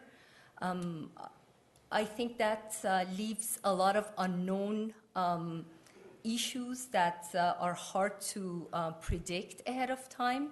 And I would like to share just a few things as far as the density and the exceptions that are being allowed to this project. I think they're extreme. For instance, the minimum 4,000 square foot lot requirement for townhomes. I understand that this falls under a specific type of development, but if I'm not mistaken, even with a planned development overlay, a townhome should fall under a conditional permit procedure. Correct me if I read this wrong. And that calls that if the conditional use permit procedure is utilized, density should not exceed 1 dwelling unit per 2,250 square foot for townhomes. We're talking here about 759 square foot for one, 870 for another, 1,105 for the third one, 1,219 and 1,305 square foot for each lot that is divided onto. So we're really squeezing the limits here. Thank you. Some of the council member may ask you to continue, but I would have, like to address staff with another question. Pardon? I'd like to address staff with a question. Sure. But thank you. Thank you. So Vicki, the speaker did bring up, and that's where one of my questions was going to go. I noticed that the recommendation from the Planning Commission is to approve with stipulations, and I understand there were quite a few stipulations, but some of the comments from the neighbors was like a fencing or some type of separation. Can you address some of those concerns and what the stipulations are on this project? We certainly can. Mayor, with your permission, we'd like to put a slide up that shows the layout of the development, and that might help us all understand how we got to the densities based on the numbers that were quoted to you just now and the actual size of the lot. So we're just going to, Roy, if you don't mind, I'm going to just use the docket camera. Here we go.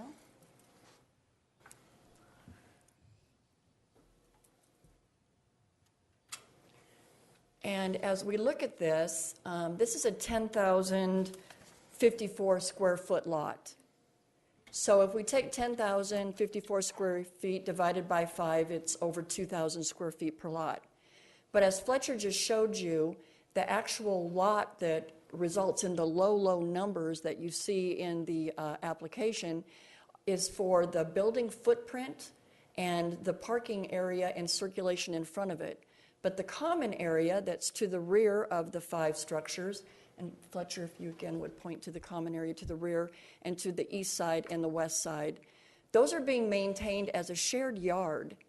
And that shared yard would provide the minimum setbacks that would otherwise be required to the east, the west, the north, and the south.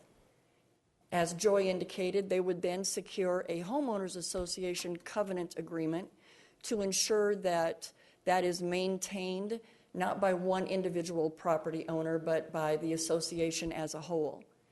Because of the requirement that every single-family residential unit provide 2 off-street parking spaces, the garages must be maintained as garage space. Some of them are large enough where they can get 2 parking spaces on each of those lots, but the balance of them, 2 of them, have parking that's going to be to the southeast corner of the site plan. Fletcher will point to that. And hence they would access via the alley to that parking. So in order to ensure that we have the minimum required parking for any single family residence to meet the minimum lot size requirement for a townhome development, we had to look at this as a campus. Instead of each individual lot, we had to look at the whole property as one, divided by 5, and then come together with what would be owned by individually versus what would be maintained as a part of the association. So in doing so, it does meet the minimum standards. In fact, if you look at lot coverage, the individual lots exceed the 30% lot coverage that's allowed. But if this were an apartment building and this were only one lot, it would only meet 21% of the lot coverage, and as I said, you can go up to 30%. One of the things that we looked at too is we determined whether or not this was the appropriate use for this neighborhood. This property is zoned medium-density residential. An apartment building is a permitted use in this district. So someone could have come in to put in a three-story apartment building with outdoor parking and some of these same features.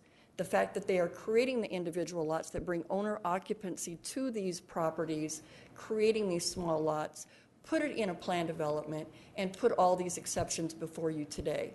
There was discussion at the Planning Commission regarding the fencing, and Joy did make the statement that it wasn't something that factored into keeping the prices affordable. The rear yard is 20 feet. It does provide a separation between this residential development and the properties to the south. The Planning Commission did identify a thick row of lilac bushes on the adjacent property owner's property, and at that point they did not feel it was necessary to require fencing. As you look at the stipulations of approval, you will note that they are specific to what was requested, and that if there is a change in the character of the structures, that they would need to come back before the Planning Commission and seek approval for that. This is the latest rendering of the typical type of units. And even though they've indicated there might be some differences, they would be subtle, but that the basic concept and character would be preserved. Any changes to that would require that there would be another public hearing before the Planning Commission. Did I answer your questions adequately? I believe you did. I can't think of any. Can you put that rendering plaque up, please, Vicki? Yes. I can't think of any other questions. I am looking at the three-story because I can understand that. Are the garages recessed into the lot at all, or will it be 30 feet high on this complex? So the requirement for a townhome is that they can be 2.5 story. They have to set back 20 feet. They would meet they would be on the first floor, obviously, and they would meet that setback requirement. What was I don't feel like I answered that question. Is it the height 30 feet? Do you have a height estimate on the peak of the roofs? So for a townhome, you can have 2.5 stories or 35 feet. These are actually 3 stories with the garage on the first floor, and they do not exceed 35 feet.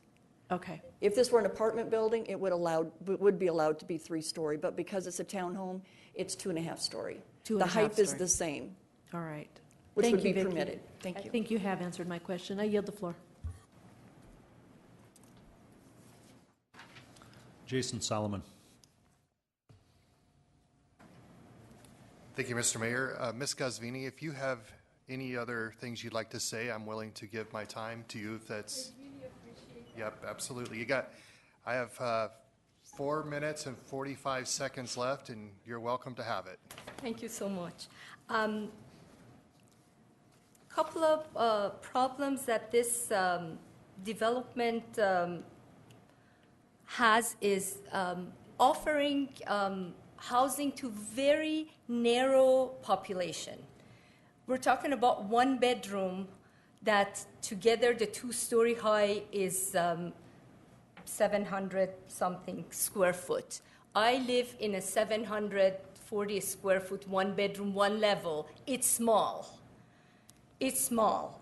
There is such thing as too small. I'm all for energy,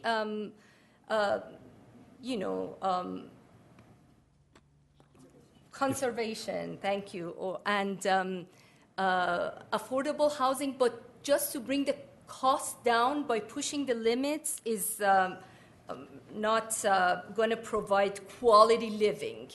And what's going to happen to people who move in here and their family size changes? They get married, they have children. This is not a child-friendly community or housing. It's not elderly friendly. You get a little bit older, you're not going to be able to keep going up and down these 3 flights of stairs. One main concern that I have is the alley. The alley is unpaved, and honestly, that had it appeal to me because it has a sense of nostalgia, having that small alley that is unpaved, and many cities are just moving towards unpaving alleys.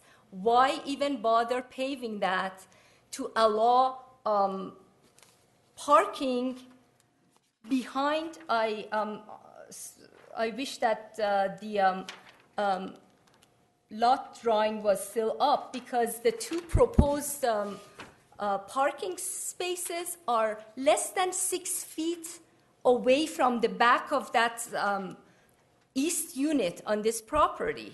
Who wants to have cars parked behind their house that belong to other housing units? These two parking units are less than 6 feet from the back of the building. Less than 6 feet. This is 5 point something, the distance between the proposed parking. I say if city really wants to go ahead with this building, 35 feet high, block my west view of all windows, and let's go with the what's good for greater good. You know, not, I don't want to be selfish here, but I say that those exceptions that were granted, let's give another exception and not have two of the one bedroom units have 2 garages or 2 off-street parking spaces, because that is, I don't think it's feasible where it's being proposed. And then if the alley could be just blocked from access of any of the vehicle from this new development. Thank you. Thank you. Richie Nordstrom. Mayor, do you have a motion yet? No. Mayor, if I may make a motion to uphold the Planning Commission's recommendation with the stipulations that are attached. Okay, we have a motion and a second by Darla Drew. Go ahead. You want to keep the floor? Thank you, Mayor. I appreciate all the homeowners and the neighbors bringing their concerns to the City Council, and I believe the NeighborWorks folks will address those concerns as you bring them forward. But if I may ask a couple of questions for Ms. McCracken, please.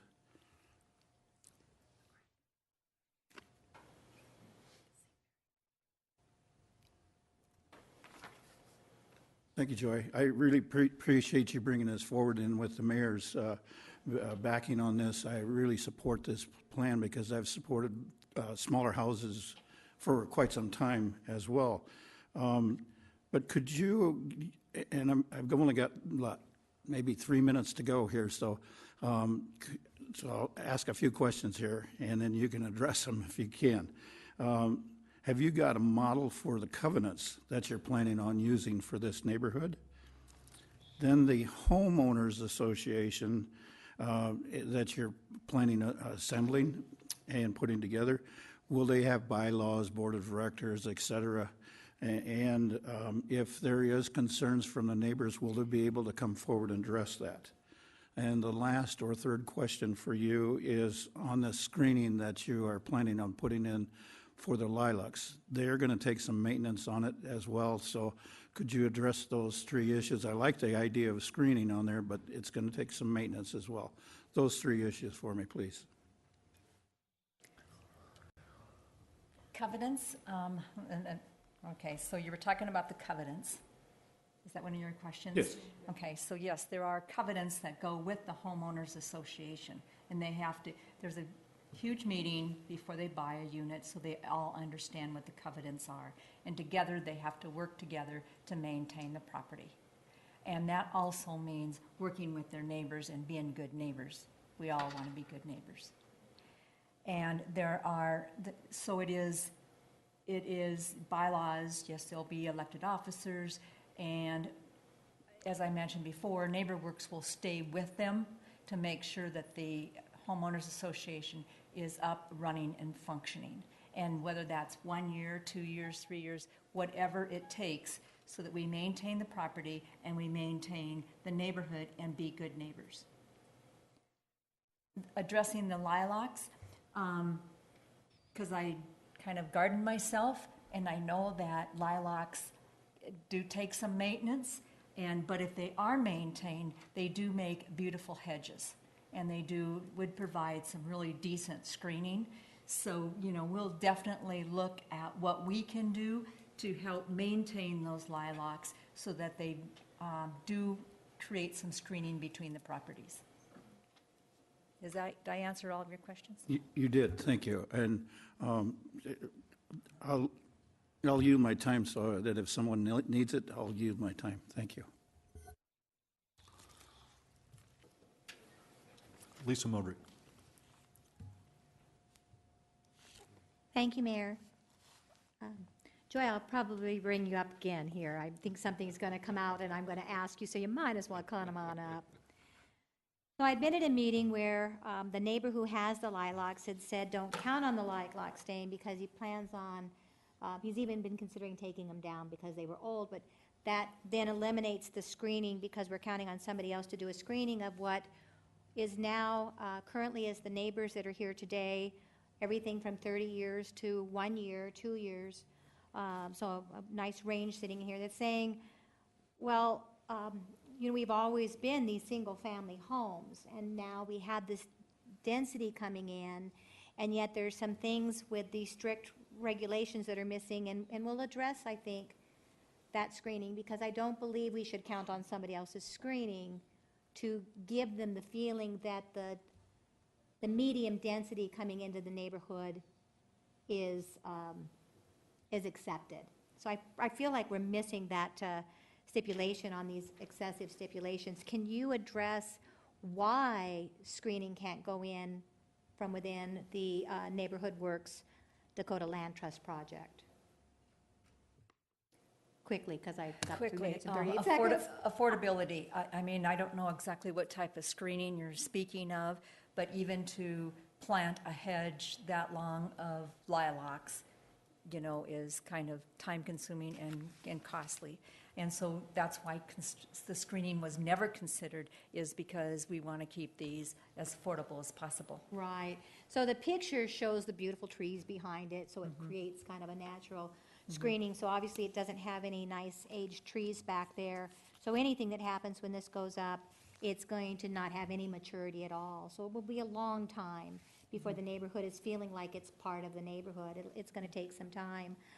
Something else, and we had some property rights discussion here earlier, so I'm just going to ask this part, and that is how you do maintain with Dakota Trust, and you and I had this conversation, that's perpetuity in trust. That means forever, and I'm not real fond of a forever clause, and we discussed that, because I believe there's revitalization opportunities all over our community, but to put something forever on a piece of land in a neighborhood, that one I struggle with, and the land trust makes that happen.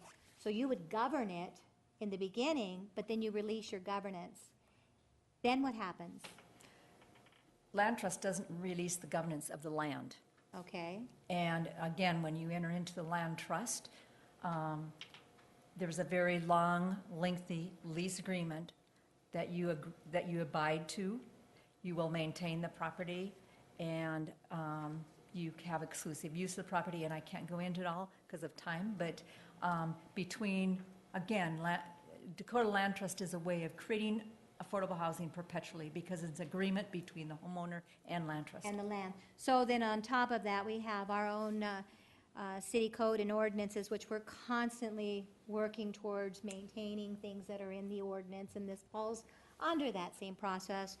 But there's never enough man or woman power and never enough money to maintain all the problems that we have to resolve community and neighborhood issues with neighbors and neighbors. And so if it all came together like the project, it would be a beautiful thing. But how do you then make sure with your covenants that it is enforced? How do you enforce it? Through negotiations with the residents. I mean, they go in understanding what the rules are. And you're right. I mean, there's always somebody that could not abide by the rules. And, in the land trust world, there is the ability through the land trust to force that person. And you can actually foreclose on that property if they're doing something illegal as well. So, and I'm not sure that that's in the covenants of this project. I can't speak to that. But obviously, we have law enforcement that's going to take care of anything that's illegal. Okay. Yeah, thank you. I think with 16 seconds left, I would just want to thank you. It's a beautiful project, and I think it was even mentioned how well designed it is because it's got nice architecture. It's different than most townhomes that you see go in, and it's built to blend. Now, I believe the blending has to be with the neighborhood because they weren't built medium density, and now we're bringing it in. So I hope you can respect their wishes and you can come to an agreement with them. And still bring those costs down, because many feel that $140,000 is still very high for affordable housing, and that's all I have, neighbor. Thank you. John Roberts.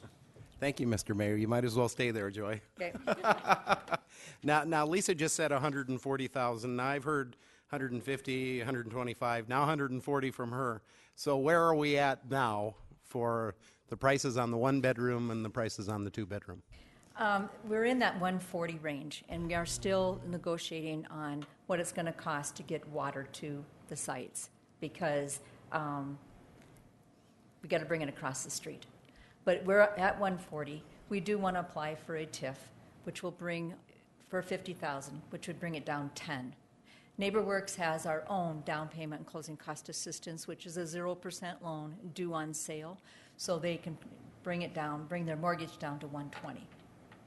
And the one bedroom goes down under 100. So is that with the CBG monies too?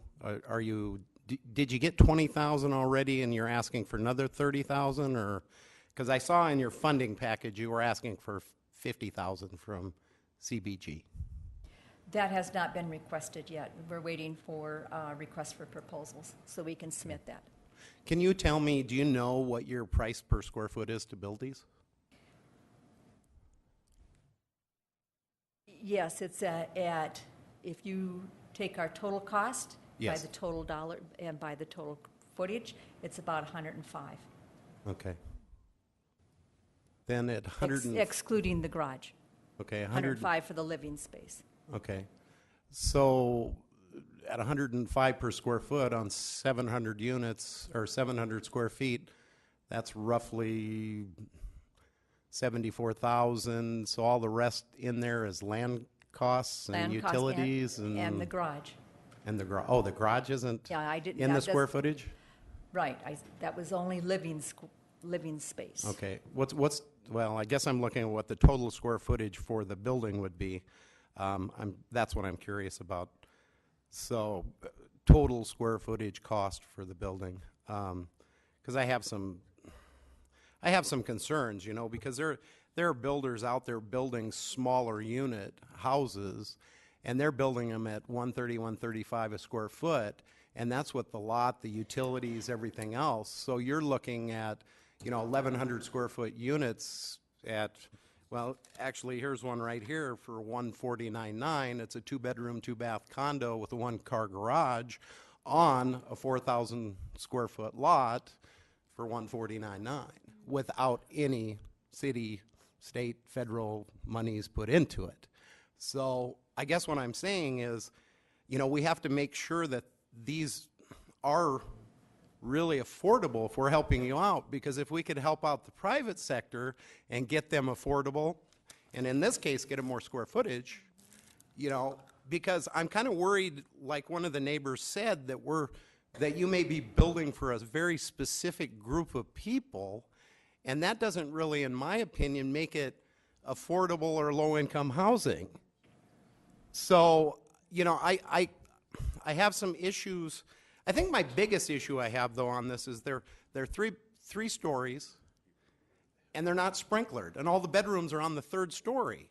So what happens if there's a fire? How do the people get out, or do they just burn up? I mean, that is a very big concern for me.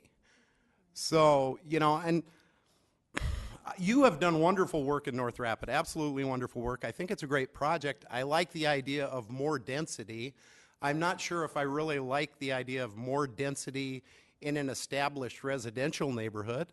I mean, I think we could do a pilot project somewhere if the city wants to get involved in this and build 100 units somewhere and make it affordable and put a TIF on it that would pay for itself, you know, put the infrastructure in. And I'm not going to go on that, but I'm really, really struggling with this one. I'm really struggling with it because, to be quite honest, Joy, I don't see the affordability in it.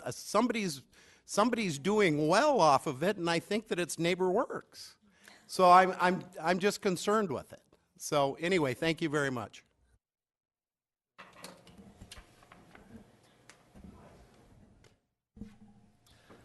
Charity Doyle.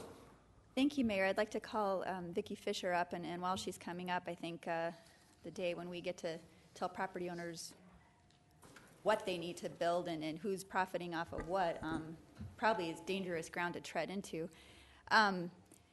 Vicki, bottom line examples of something that would not be appealable, what could be constructed on this lot that no one would have any say in, and it would be a much worse scenario than what we're looking at right now? Based on the zoning of medium density residential, you could put 3 to 4 unit, 3-story apartment building with parking and accessory structures such as sheds with a building permit, no review before the city council or the planning commission. Okay, so okay. I know I would definitely take this proposal over an apartment building in my backyard any day. You know, something that was done, and some of you may not be aware, but what was done a number of years ago was a housing inventory in Rapid City, looking at what's available and what's not available for the community. You're very fortunate to have found a 1-bedroom house that you can afford, that you like, in a neighborhood that you like it in. That's not common. So when we looked at that housing inventory, it's that single person or maybe a couple that doesn't earn a lot of money that just can't make it. They can't find a place to live. And so I'm thinking of this, you know, I'm not going to tell NeighborWorks what they can charge for a home, but if I'm thinking of being in the neighborhood, if I lived there, either this is a pilot program and they're filling such a niche that the houses are going to remain empty and then you can be happy and have something beautiful and no people, or the people that are going to live there are going to take out substantial mortgages. I mean, you know, $100,000, $140,000 is nothing to sneeze at. And they're vested in these properties. They're going to have a reason to take care of them. It's not handed to them. They're not, I mean, just like any of us put that effort and energy into our investment, we're going to take care of it. As far as having, you know, the parking that close to somebody else's property, I can attest. You know, we have, the way my house sits on my lot, the house immediately behind me faces south, my house faces west. So their garage is in my bedroom. And of course, when they started constructing that and they're digging right at the lot, I'm thinking, oh my gosh, this is going to be awful. Change, like you said earlier, it's hard to, you know, oh, what's going to happen? And I decided there and then, you know what, that property owner has a right. They have to follow city guidelines. The city is not going to allow them to do something that would detract from my property. So let's embrace them and see what happens. And they have been absolutely wonderful neighbors, 5 children, cars everywhere, but wonderful people and a huge contribution to that neighborhood. And I think that's, you know, something to consider because of the stakes that are in this. These are property owners. They're not renters. They have a tremendous number of rules that they're going to have to follow, more so than if this were not a planned development. So I think you're very fortunate who got involved with this to build there. It could have been above ground parking, apartment, no say whatsoever in that, and, you know, noise and just congestion. And I think the character and all of that and trying something to fill a niche that just doesn't exist very, well, I mean, it's very intermittent in this community. People just don't, and with the wages in Rapid City, there needs to be something like this for people where they can afford to live and afford to be proud of where they're living. And so I think that's what you're going to see. And then the other thing that I think is important, I'm sorry, I thought someone was talking. Don't talk. Shh. But I think the other thing that's important in this pilot project, and I really appreciate it coming forward, is that the reason we don't see this type of inventory within the city is because traditionally it's not profitable. Nobody wants to build it because they can't make anything off of it. And, you know, in building a home, I mean, I've done it. It's a major endeavor. So they want it to be somewhat profitable. And when you look at the profit margin on those, they're small, but they're there. And if they can make this work, we can fill that niche and take care of a segment of our community that just doesn't have properties available to purchase. I think that's a huge win-win. And the great thing about this one is with NeighborWorks involved, if there are problems, they're going to get taken care of. And if they're not, get a hold of any one of us up here, and we can get involved and facilitate those discussions. But I think it's important to give this a chance. I think at the end of the day, I think you're going to see this, and this partnership is a huge blessing to your neighborhood. I yield. Darla Drew. Thank you, Mayor. As the liaison to the Planning Commission, I've watched this process, and I have to say that there was a great deal of effort on the part of the staff and on the commission to vet the exceptions and look at this project extremely closely. So this wasn't just something that was rushed through. This was something that was really looked at by the Planning Commission, and I support their efforts. As far as affordable housing solutions, this may be the first you see, but it won't be the last. Times are changing, and we're seeing Airbnbs in neighborhoods. We're seeing these kinds of solutions for affordable housing, and you will see these smaller townhomes going up in our community. Now, I live next to an empty lot, okay? So this could happen to me. You know, somebody could come along, buy it, and put up these kind of townhouses. I love my empty lot next to my house. It's been there since I moved into it. But guess what? The only way I can protect myself is to buy that empty lot. And I'm not willing to do that. So, and that's the lesson for you guys. You know, I mean, if you want to protect something, I guess you can buy it. But that's, you know, that's the way it goes. That's the way of property ownership in Rapid City. Young people are looking for choices. And I think that we have to try and fill this niche in our community.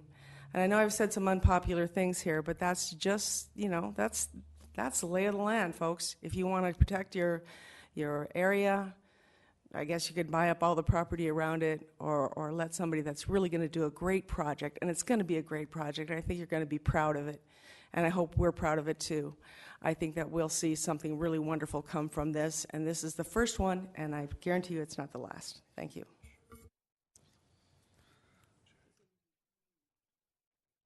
Brad Estes. Okay, Jerry Wright. Jerry Wright. Mr. Roush, do you want to say something on behalf of your hedge?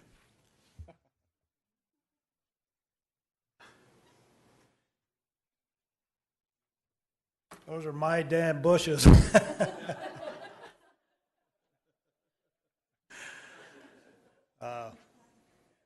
That is the point.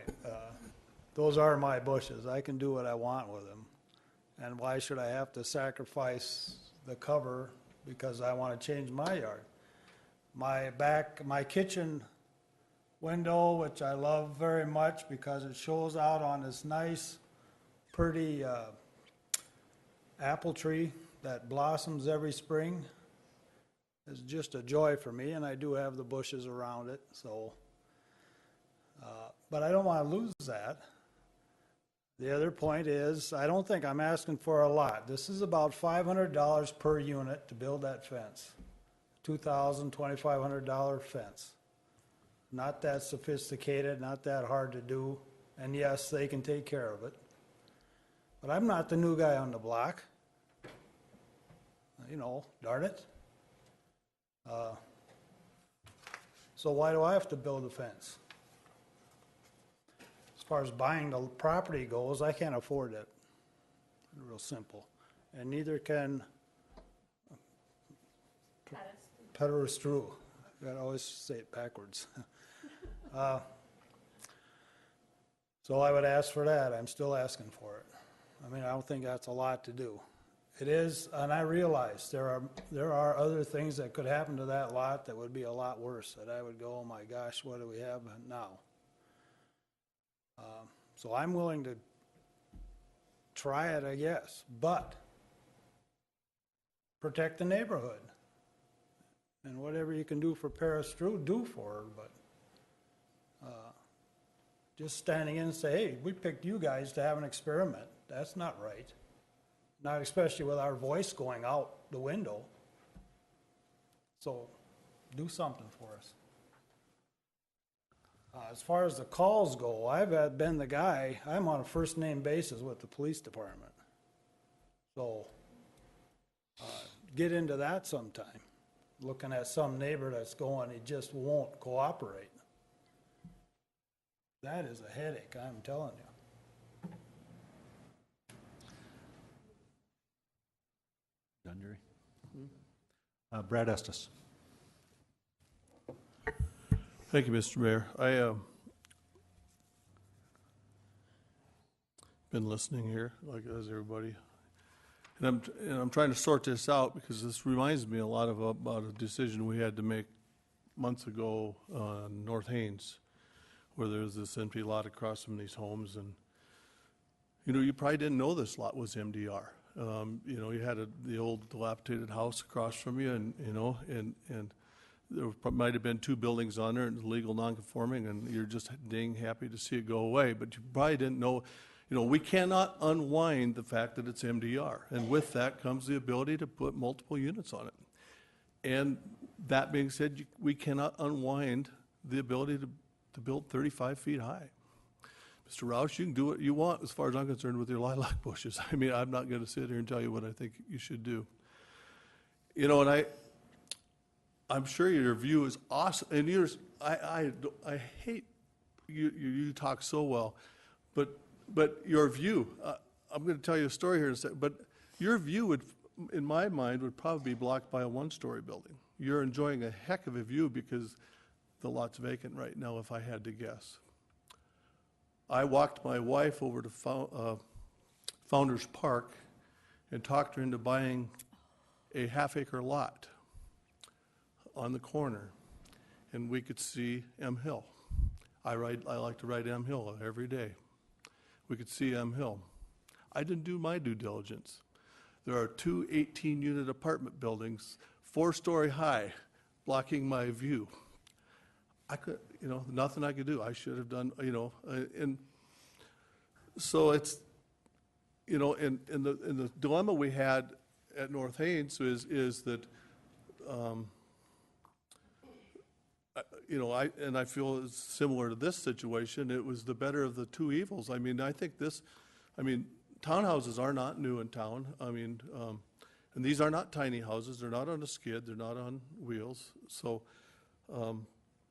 but at least they've got some architectural flair. They have some character.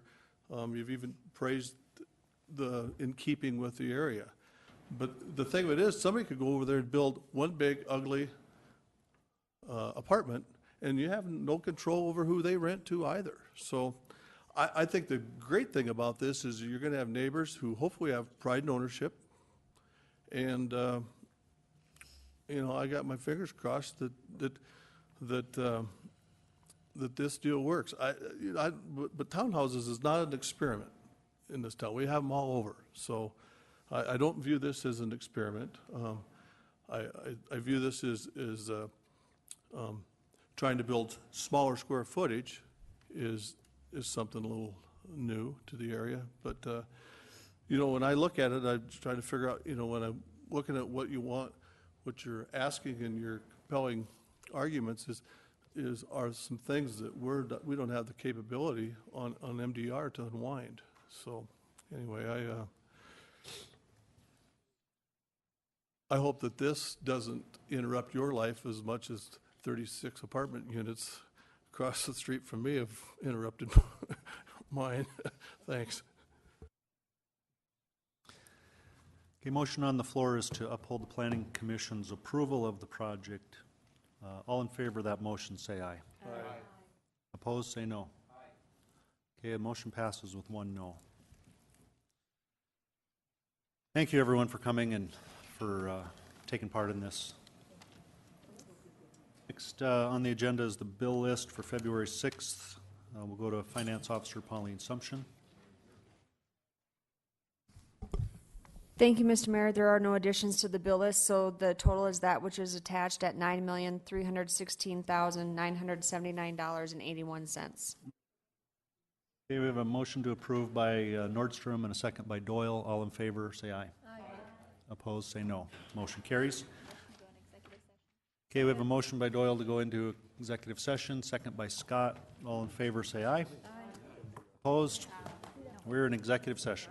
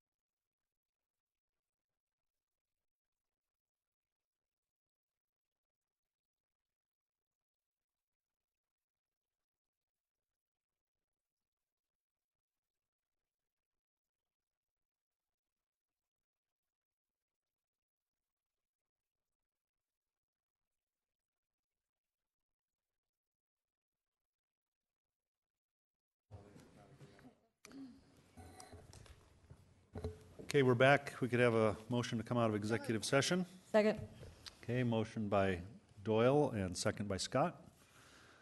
And we'll go to Amanda Scott. Not on that. Oh. We need a vote. Okay, is there any direction for staff from No, this? so we have to vote to come out of session. Any objection to coming out of executive session? Then we're in regular session then. Okay. Then, Mayor, I'd like to make a motion to authorize staff to proceed with an appeal. Okay, we have a motion and a second by Jason Solomon. All in favor of that motion, say aye. Aye. Opposed, say no. Motion carries. Motion to adjourn. To adjourn by Scott, second by Wright. All in favor? Aye. We are adjourned.